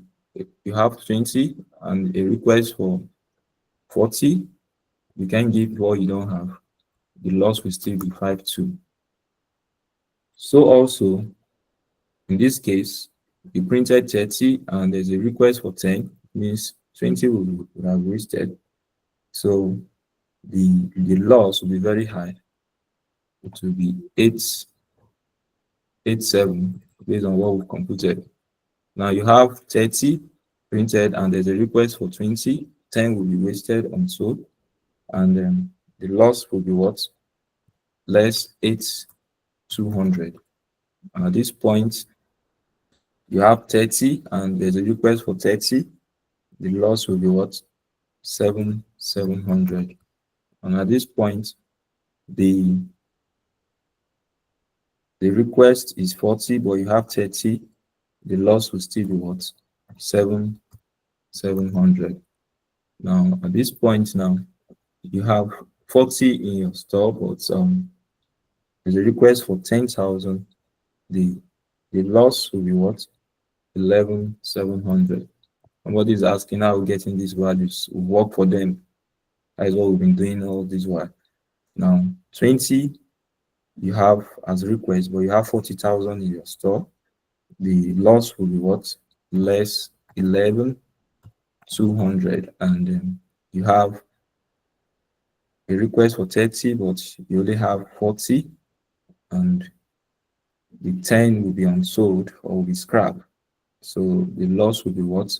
Less 10, that is minus 10,700. And for 40, you have a request of 40 and you have 40,000 in your store. Means the profit or loss, the loss will be what? Will 10 to 100.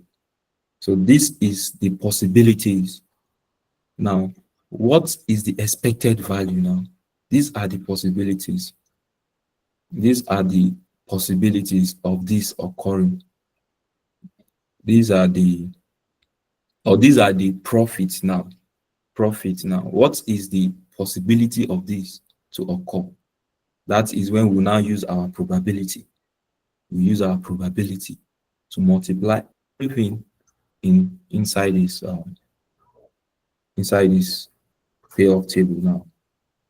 So the possibility of all this, of we getting all these is what we've seen there. So the probability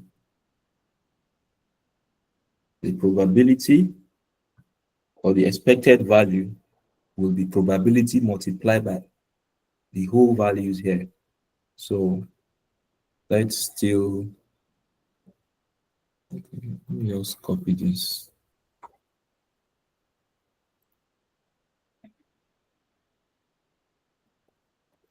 So the expected value will have our probability.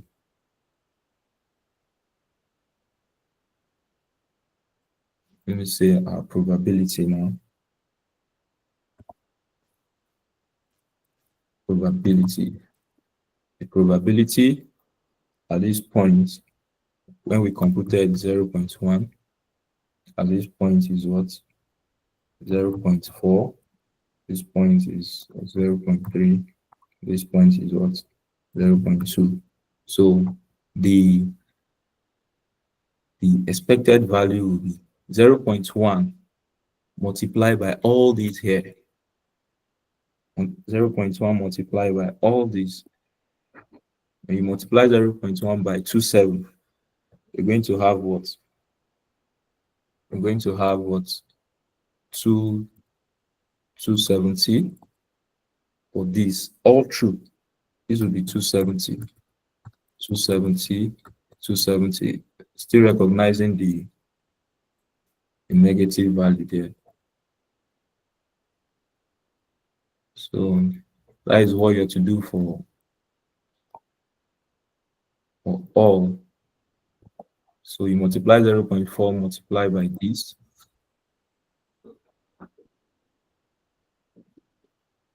Please type your question in the chat box.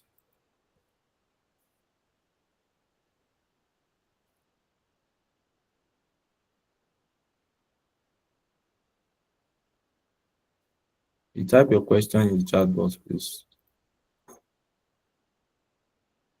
So for this, when you multiply 0.4 multiplied by 57, you have what? No, you can do it. You can do it together. I'm just for explanation's sake. That is why I'm just showing it this way. So when you multiply 0.4 by 57, you're going to have what? Please do it. So that you should have 2,280. And for this, you should have what? You should have 2,000. I'm just showing it step by step for the sake of understanding.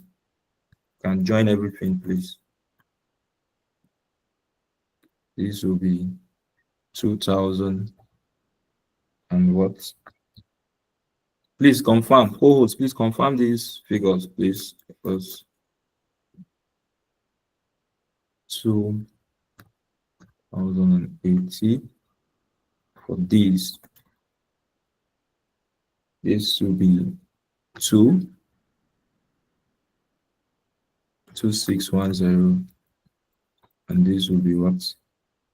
It should be 2460, and this should be 2310. and this should be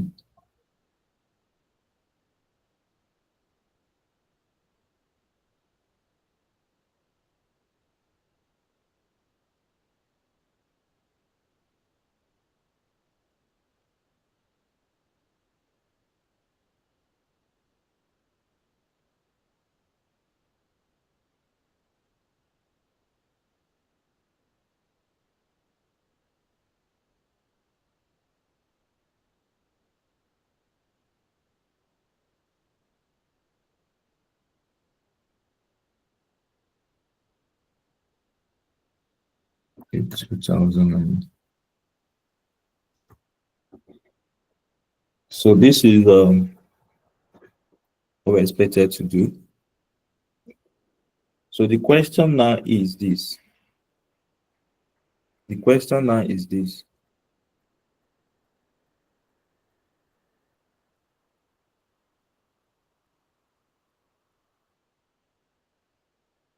The question,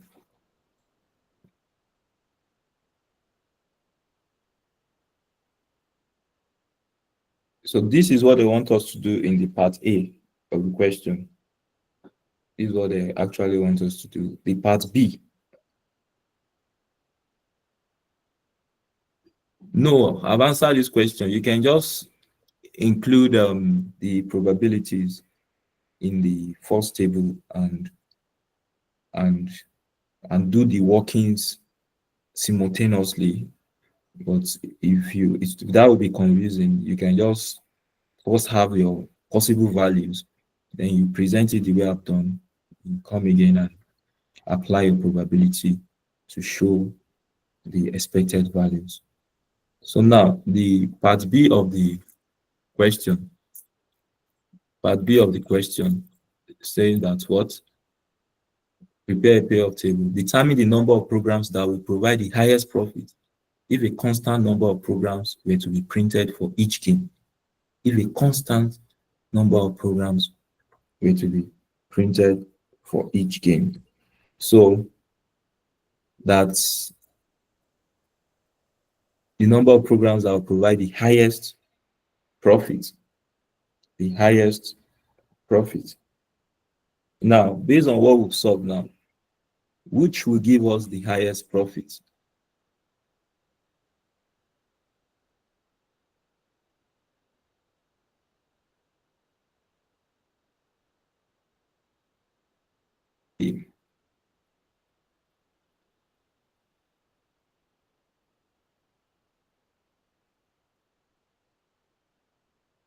Which will give us the highest profits? Let me hear us.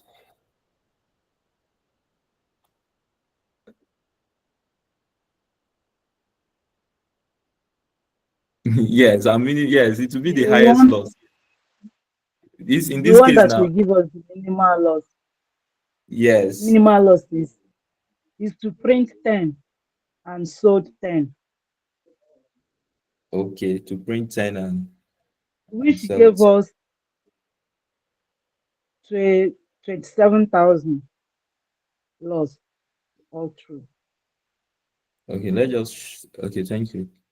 Let's show it now. Let's show it. So on each row, which is giving you the least loss, in terms of profit now, we're trying to consider profit and you're making loss, you go with the value with the least loss, because when you are making more loss, it's big problem again. So now, in this case, a very confusing scenario that you're already making loss. They're not asking you which will give you the highest profits. So it means is the one with the lowest loss, the program with the lowest loss that will result into. So what they are trying to tell us is that what will be the maximus decision rule? Maximus. So what's in this case now, for you to interpret maximus, it means among the loss, which is the least. That is the point now. among the loss, which is the least? Yes. So you can have it as the cost of action, that is for you to print. When you sell, rather, that is when you sell, you have 10,000, you have 20,000,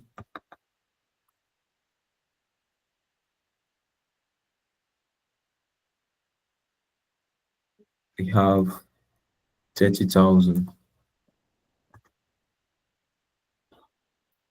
and we have 40,000. So the profits, the maximum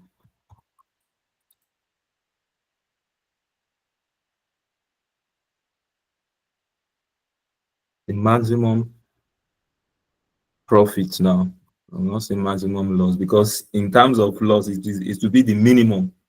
Yes, to be the minimum, the other way around. So when we have 10,000, the least lost is what?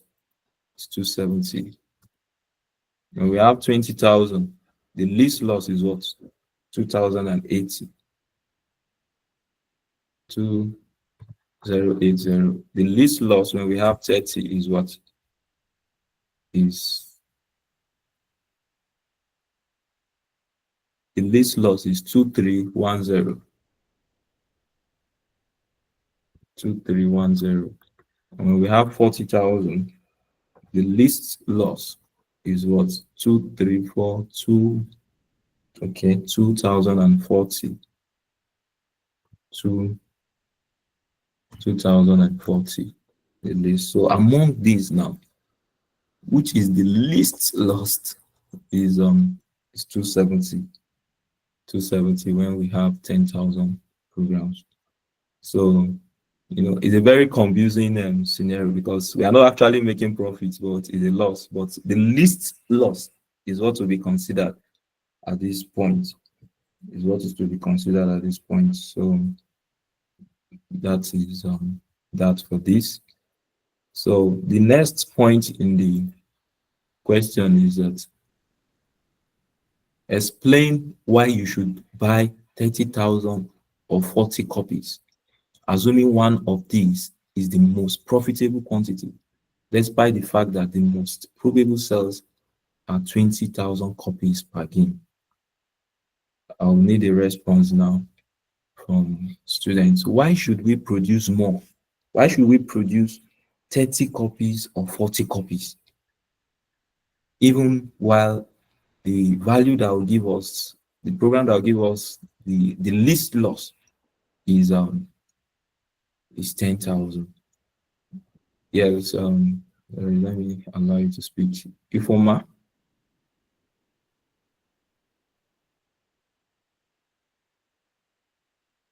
Yes, Irene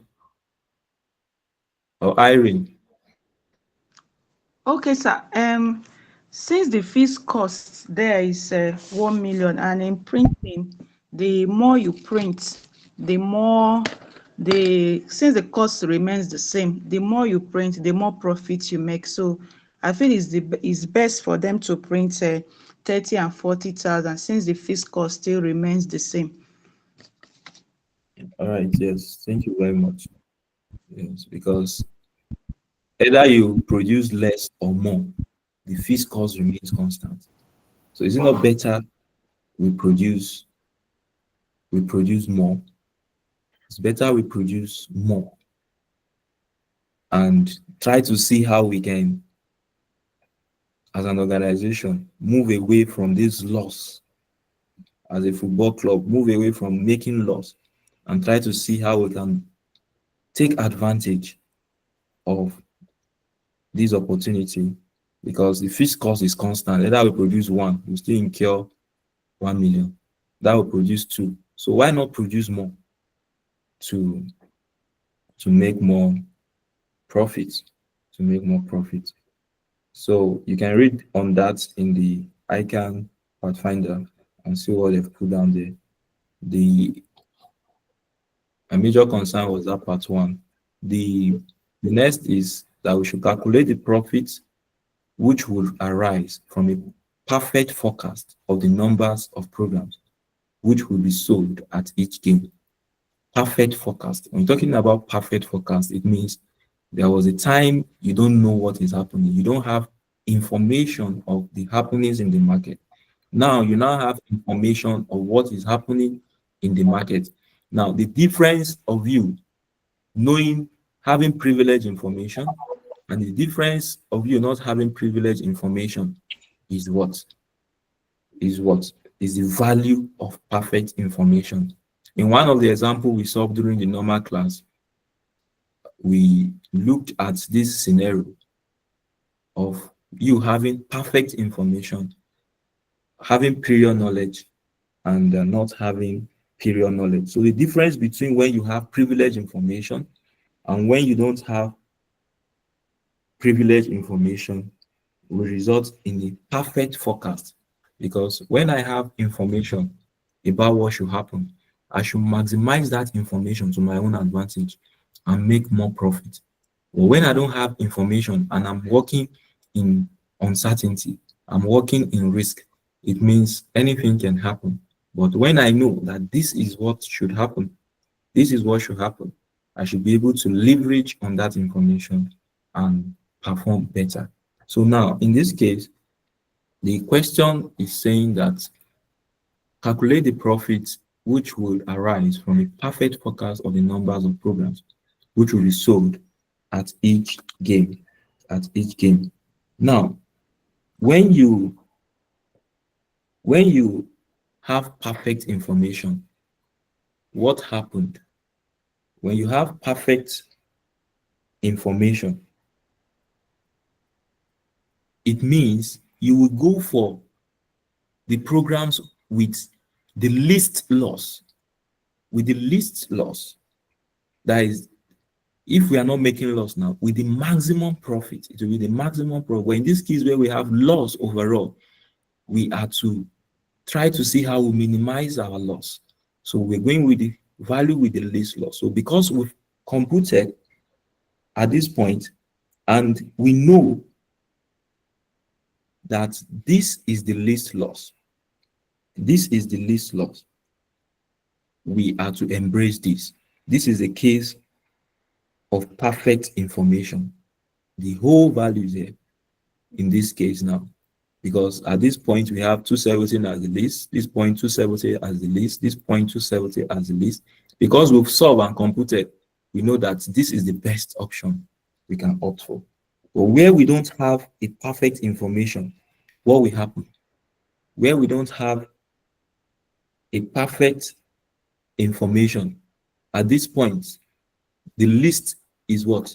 270. At this point, the least is what here? Or rather, at this point, we're working in this scenario. At this point, the least is what? 270. At this point, the least is what? Based on this rule, the least is what? 2080. At this point, the least is what? The least is what at this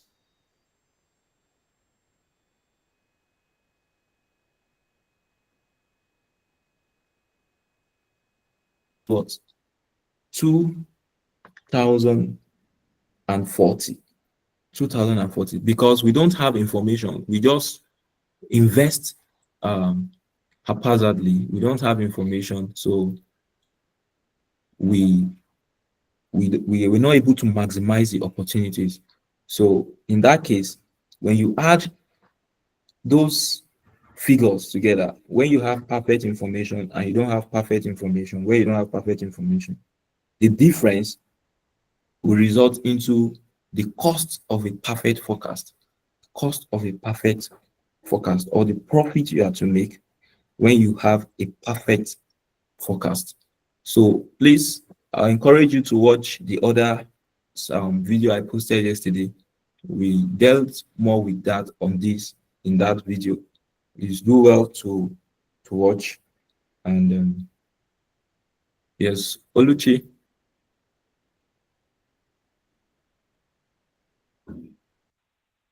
Sir, Oluchi, please, can you? I didn't get your. Okay, sir. Good morning, sir. I didn't get your explanation on the question C. Explain why we should buy 30 or 40 copies, assuming one of these is the most profitable quantity, despite the fact that the most probable sales are 20,000 copies per game. I didn't get your explanation on that. Okay. What we said there is that since we are spending a fixed cost for every quantity, irrespective of the quantity we are producing, the fixed cost remains constant. So why should we settle for less while we can produce more? So instead of producing 10,000, we should go for a higher production since the fixed cost remains constant and we are paying more and producing less. So it is justifiable that we produce more quantities and see how we can break even to make profit rather than producing 10,000 and still paying 1 million as fixed cost and still pay that same 1 million as fixed cost. So the point is we should look at maximizing profit and see how we minimize cost. So why should you be paying 1 million as fixed cost and be producing less? Why you have an open check to produce 30,000, 40,000 still pay 1 million as fixed cost. So that is the point there. And I said you can refer to the eigen Pathfinder to see what they've put down there and add to what I've said. Hello, sir. Yes, Thank sir. you, Hello, sir. sir. I'm with you, Please, sir. I'm looking at it based on what you said, sir. If you look at the first production, we have minus 27. But if you look at the second production, we have minus 5.2. Then the third production at the same time. If you continue to produce like that, I will not continue to be having higher negatives.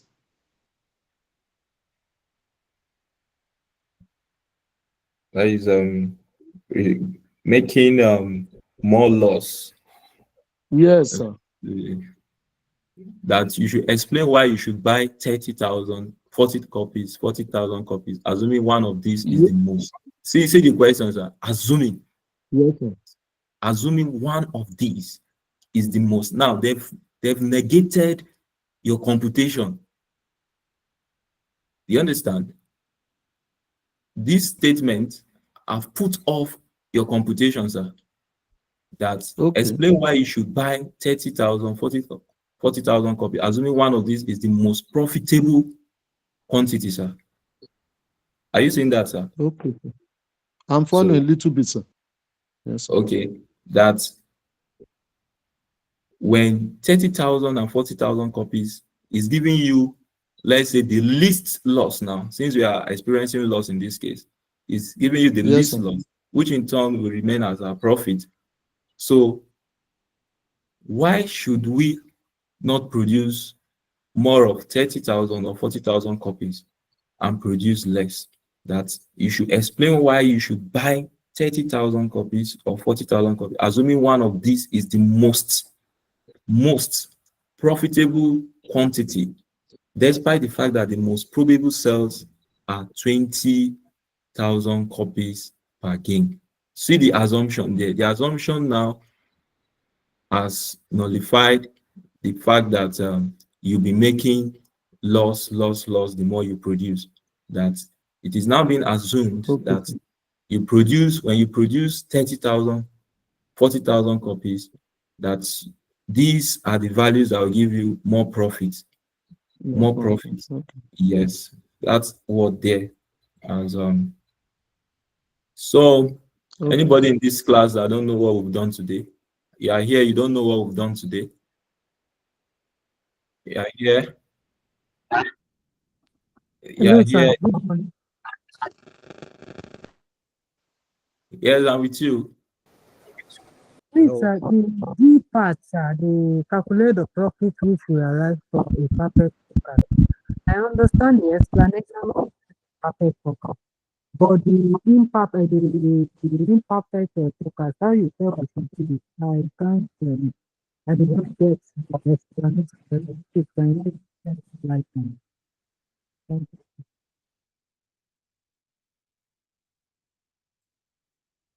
So the imperfect information or without perfect information. Now, without perfect information means that you don't have prior knowledge of what is happening in the market. And when you don't have prior knowledge of what is happening in the market, you will put your money into investments at at risk. At risk. You're putting your money into investments without any period data. You're working based on uncertainty now, based on uncertainty. And when you're working based on uncertainty, when you don't have clear information of what is happening in the market, the loss you have based on this question now, the loss you have when you print 10,000, when you print 10,000, what is the least loss? The least loss. Looking at the row here now, the least loss is what? Is 270. Now, when you print 20,000, you don't have information of what is happening at all. The least loss is what? This row.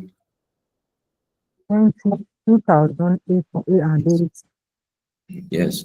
And when you don't have information of what is happening in the market at all, you will still put your money in any kind of venture. And the least lost here is what? Is 2. 2,800. Still, when you don't have information of what is happening in the market, you still go for this. The least lost is what here? 2040. But when you have information of what will happen in the market, when you have information of what is happening in the market, you will not go for the least. You go for what will maximize your profits. You go for what you get the best returns on. So the results without perfect information based on the various course of action will be 270, 2080, will be 2310, and will be 2040. When you don't know what is happening, you just print. But when you now know what is happening in the market, you go for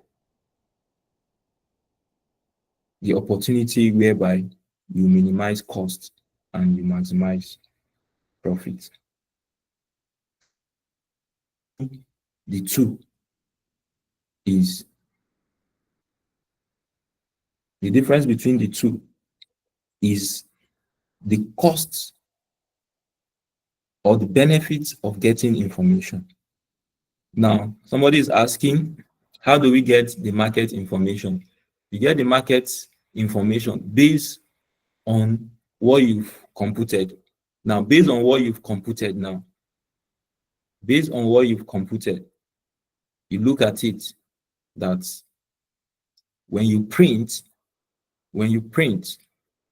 what is the best profit? What is the best profit when you print? What is the best profit when you print? Now, when you don't, the best profit when you print, that is after presenting this table, the best. Now,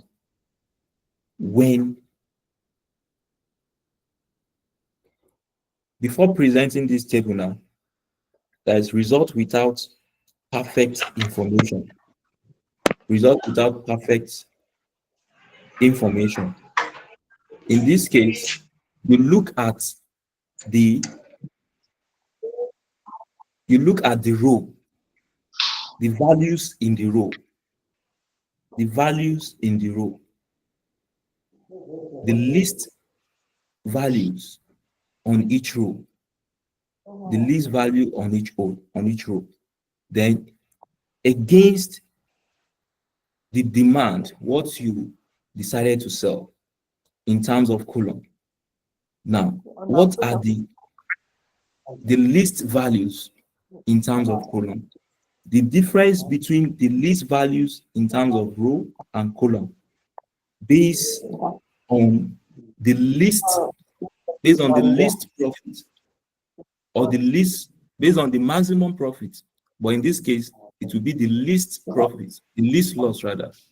Then the difference between the two will give you the value or the benefit of obtaining information, the price you have to pay to get information. So please, the more example on this is in the one we solved in class. Adam Dolapo, I don't know if Yes, I'm trying to get it.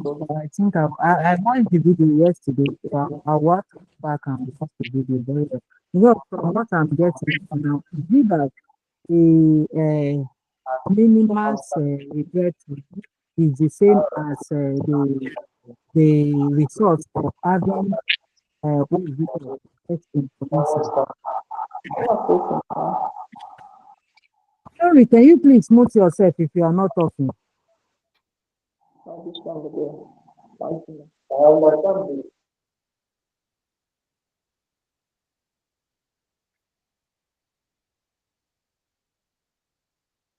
okay.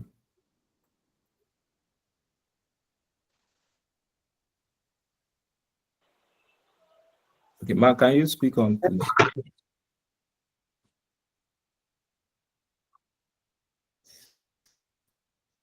Yes. Madam Dolapo, can you speak on? I've gone on the Okay, mic. I said from what I think what I don't know if I stand to be corrected. From what you have explained, does it mean that minimal regret rule is the same as the result when you have perfect information in the market? Because the way this one is negative, is somehow throwing me off. But when I watched the video of that yesterday, I think I have to go back and watch that video that you posted yesterday because that resulted in profit. So I'm just trying to differentiate between this minimal regret and the perfect information. Is there any correlation between the two? There is no correlation, ma. Minimal's regret is you getting the highest in a column and subtracting every other element from that maximum value. That is a minimal's regret. The maximum in column, maximum here, you subtract every other element from the maximum. Maximum here, that is minimal's regret. Then you now work based on row and pick out the highest based on the maximums, and that is minimal's regret. But for perfect information, what is the perfect state? The perfect state, the best possible outcomes before you compute this, and the best possible outcome after all these have occurred.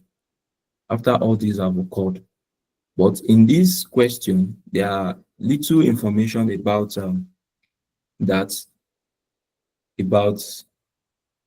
the perfect information. But the point is this: the results without perfect information, when you don't have perfect information at all, what do you do? What do you do when you don't have perfect information? When you don't have perfect information, you decided to print 10,000. You made a least loss of 270, which is the best you can experience. When you don't have perfect information, you printed 20, you made the least loss of 2000, which is the best at that point. When you don't have perfect information, you printed 30 and you made the least loss, which is this case is the best, 2310. When you don't have perfect information, in this case you printed 210, you made the least loss of 2040, which is in this case the best. But when you now have perfect information, when you now sell, now, what are the least values when you sell? What are the least values now? Looking it downward now from these cells, the least values, which are the best losses in this case. When you compare that, when you compare this, when you have perfect information with when you don't have perfect information, then you have the benefit of having perfect information. The benefit of having perfect information. So, sir, the result perfect information will be 270, 270 all through. Yes, because they are the best options. Yes, based on when you sell. But when you are just entering the market and you don't know what to do, what are the best options based on each column? You understand? Sorry, sir. Okay, I understand that now. But in a scenario whereby we were giving profit, we arrive at profit, the perfect information will be the highest profit. Yes, ma'am. Okay. Highest profit. Why would the perfect information be below the least loss or the least profit? Is okay. Thank you so much, sir. All right, I have been seeing these hands of yes, Irene. Okay, sir. Based on what Madam Dr. just said, please, I would just like us to use this second row and second column as an example, just to be sure that we got it right. So, in the case where we have perfect, perfect information now, for the printed copy, that's 20,000. Then the least loss will be 2,080 naira. But where we don't have perfect information, the least loss will be 2,000, would be 270, right? No, where you have perfect information. Okay, Okay, yes. sir. Yes. Where you Oh, don't have perfect information, you understand? You make the highest loss. You understand? But when you have yes. perfect information, you make a least loss. You understand? A Okay. least loss. When we don't have perfect information, we make the highest loss. Yes. And when we have perfect information, we make the least loss. Yes. So which one is now who's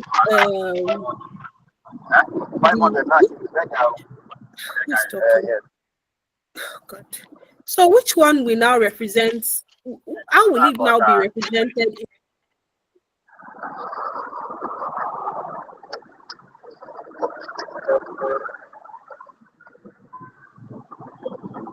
Yeah, I'm trying to mute this person now. So this is it. Let me just show it and make it now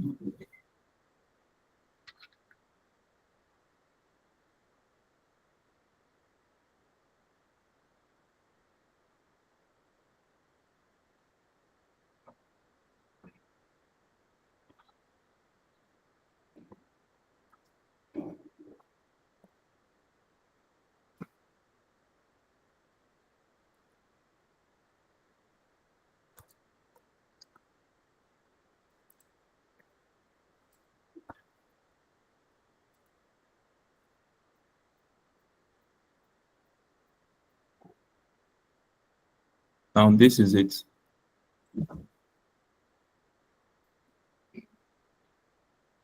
before the result without perfect information. When you don't have perfect information, what is the least loss?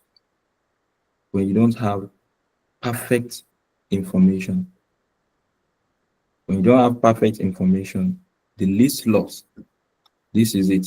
When you make a print of 10,000, the best, which is this, you look at it in form of the rows now. Let me make it this. The list here is what? Let me insert another. Let's go to the right. The list here is what? 270. 270. And also, in this point, in this case, you don't have perfect information. You just printed. You just printed. You don't have perfect information of what will happen in the market. The least lost here is what?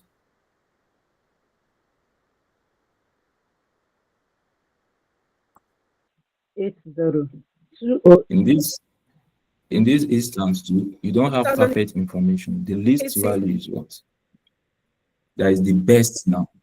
That is the best that can occur. 2310. The best that can occur. 230.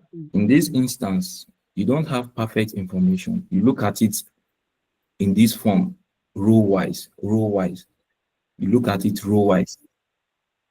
20. You don't have perfect information to be what? 2040 without perfect information.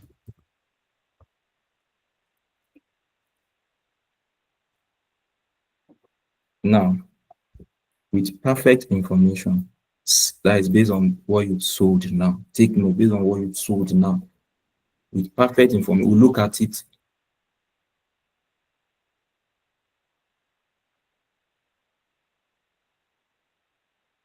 We look at it in terms of column now.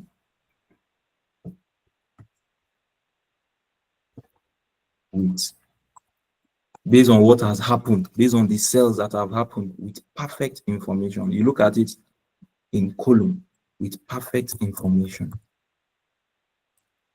With perfect information. Sir, excuse me.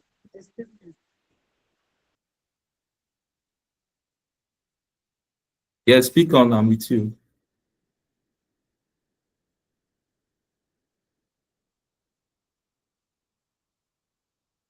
So with perfect information now, based on what you giving out, you look at it in this form, column.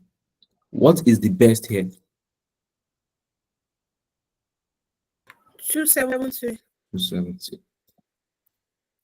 Based on 20,000 units given out, what is the best here? What is the best here? 270. 270. Based on this, what is the best here? 270. 270. Because you have the knowledge now. 270. What is the best here? 270. 270. Is it not 280? Is it not 280? With perfect information.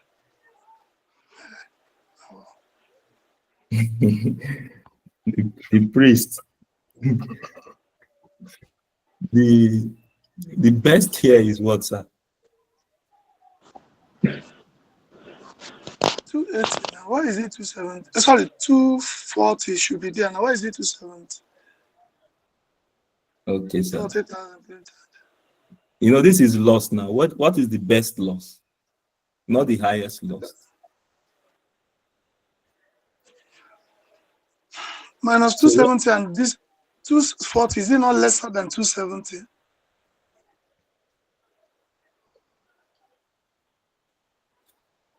Now we're looking at it Sorry. in terms of loss. You know, the minimal loss. The minimal loss now is better off than That's the 2014 naira, not 240.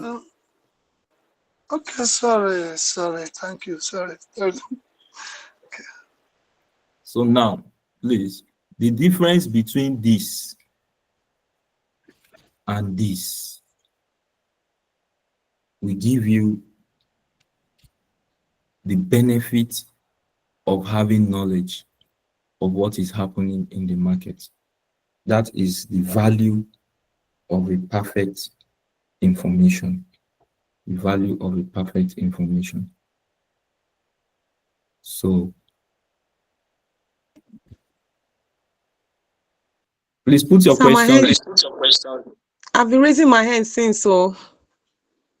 Okay, please, sometimes you put your question in the chat box, if it is what others can respond to very fast so that they can, some of the questions I see, some are questions that,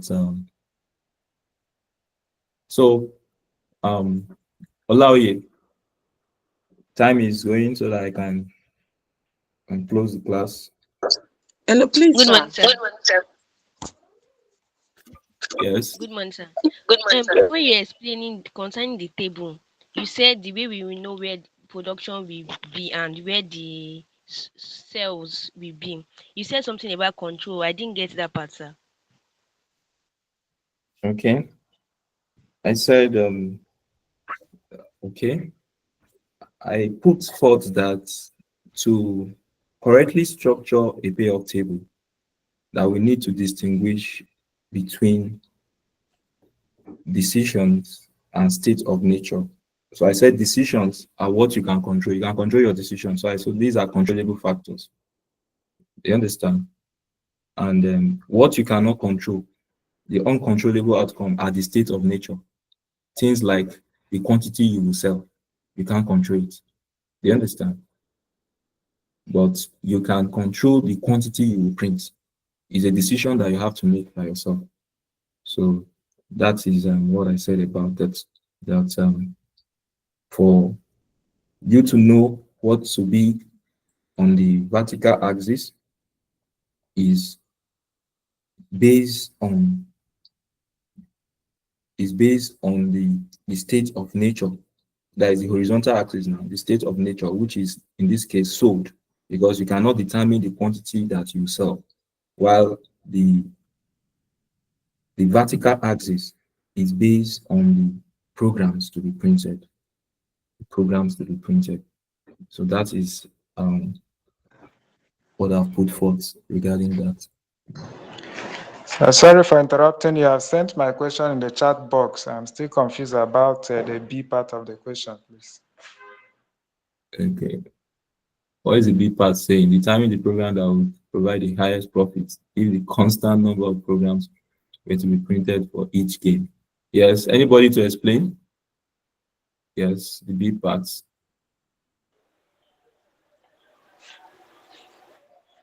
Yes, anybody to explain?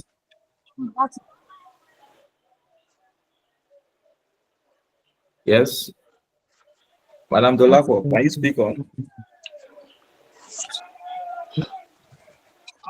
I said that if that one is telling us that we should look for Maximus decision rule, the one that you have the best outcome, the best of the best.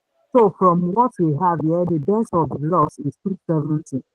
So for you not to incur loss more, you have to produce 10,000 units and sell that 10,000 units so that your loss will be minimal.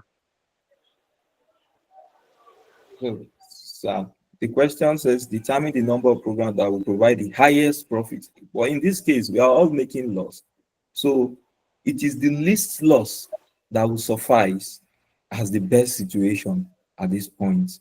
So that is why among the arrays of losses that we have in our computation, which is the least, which is better off, is 270. And that is why the best, the maximus is 270. It's 270. So it's an opposite something now in this case, because we are not actually making profit, but we are making we are making loss. But among the loss we've made, which is better off? Which is the least? And it's 270. So that is taken as the maximus, as the maximus. So you see this profit in an inverse, this loss in an inverse way. That yes, I have a loss of 2040. I have a loss of 270. Which loss is better off? It's 270. So I opt for 270 as my maximus, which is the best, the maximum among the various maximum options. So that is maximus for you. But this case, if you don't understand the concept of maximus before, using this as an explanation can be confusing. So you can read more about maximus. Please visit the ICANN study test. It's well explained there. Then you watch the video forwarded yesterday to consolidate on the knowledge of maximus. Then you will now be fine. Thank you.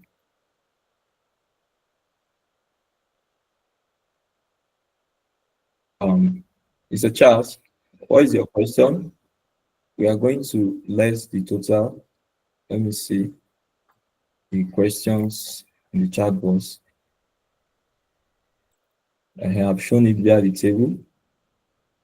Are we to add the values for without perfect info and subtract the summation of the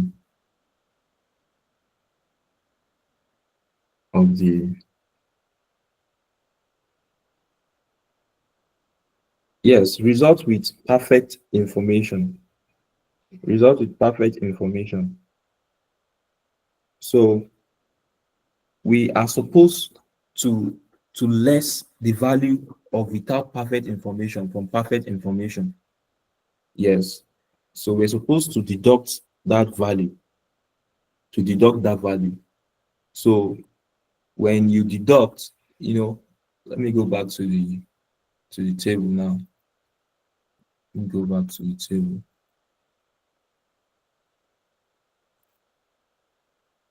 Okay. So when you add all this, the result is what? When you add all this, the result is what? Will be 700. So with perfect information, the result is what?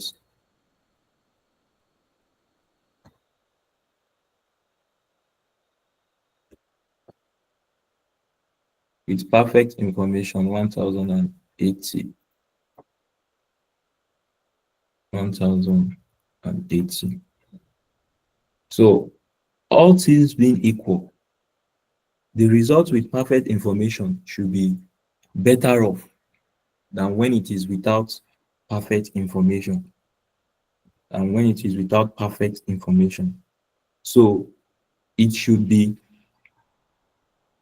1080 minus 6700. When you do that, well, 6700 is already having negative. It's already having negative. So it will now be what? It will now be, this is minus 1080 minus 67. So it will be what? It will be what? It will be 1080 plus 67. 1080 plus 67. So that will be the results there. That will be the result there. Yes. So, Mr. Charles, please, where is your question? I'm not seeing your question. And we've answered it, that the B part is still a bit confusing. It has been answered. Vivian, can I see your question in the chat box? Vivian, can I see your question in the chat box?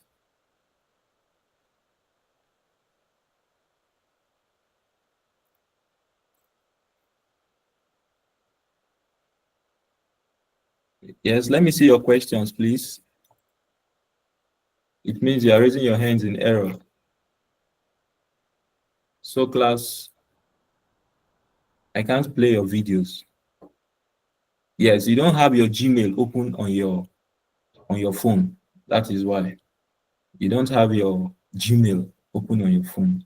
So activate your Gmail on your phone and you'll be able to play the videos. Yes. So that you have it in your phone. Okay. All right. Just relate with me after the class. Let's find a way around it. So that is it. So no problem. Just relate with me on WhatsApp. We'll talk about that. So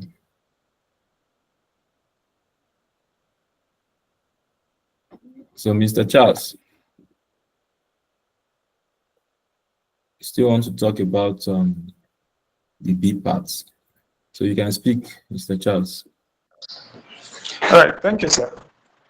Okay, my area of confusion in the B part is where you have, let me read the entire question, determine the number of programs that would provide the highest profit if a constant number of programs were to be printed. So my confusion is from if a constant number of programs were to be printed for each game. I don't know how to interpret that. Okay, that's if a constant number of programs are to be printed for each games. For each games. Now, if a constant number of programs is to be printed for each game, there is no issue. But how many did you sell? It is the sales that matter now. It is the sales. It is the sales that will determine your profit. Yes. You can produce a program and there is no sales. It's zero. So it is the sales that will give you, that will determine the profit you are to determine. So where there is even a constant programs produced, you produce 10 and you sell 5. What is the profit? You produce 10 again, you sell 6. What is that profit? You produce 8, you produce 6, you sell 2. What is the profit? So it is the profit element that we are concerned with, and that is why we've picked that from what we've solved. Yes. So the number of programs produced is not a determinant of our profit. It is the sales that is a determinant of our profit. So that is why the constant program is undermined. So I get it now. Thank you, sir. So class, I'll send this slide. Tomorrow evening we'll meet on activity-based costing. I will send a video on transfer pricing and divisional performance to the group. Transfer pricing and divisional performance to the group. And the questions, I think I saw one of the past questions there. Then I will send another past question still on transfer pricing and divisional performance to the group. So please, let's do well to watch and see how we can go, how far we can go. Then after activity-based costing, I trust God that we'll look at variance analysis. Variance analysis. Though officially my own part is supposed to end on Sunday, but I will not conclude till I treat some other topics, God's willing. Yes, maybe by next week, I'll treat some other topics and questions. I will still look at maybe cost volume profit analysis, and let's see how it goes. But please use theory files I forwarded. Please do well to go through them. You will definitely see questions from them. From there, please do well to go through them. You mustn't commit your resource and your time to this and come back for this course. That will not be our portion. So please, let's do well to put every effort in place. Don't leave any stone unturned. Do all your best, and let's move to the next level. God will help us. Let's have a pleasant day. Hello, sir. Thank you, sir. Sorry, sir. A quick reminder, sir. I'm with you, man. You promised us sometimes that these questions facts that have yes, yes, yes. I just want to remind you that keep in the thing. I saw that message on the platform, but I didn't remember promising you that. Ma, if you have issue with the question, call me. It's a very simple thing. I'll discuss it with you, ma. It's okay. Thank you so much. All right. Hello, good morning, sir. Yeah, good morning, Good and morning. too.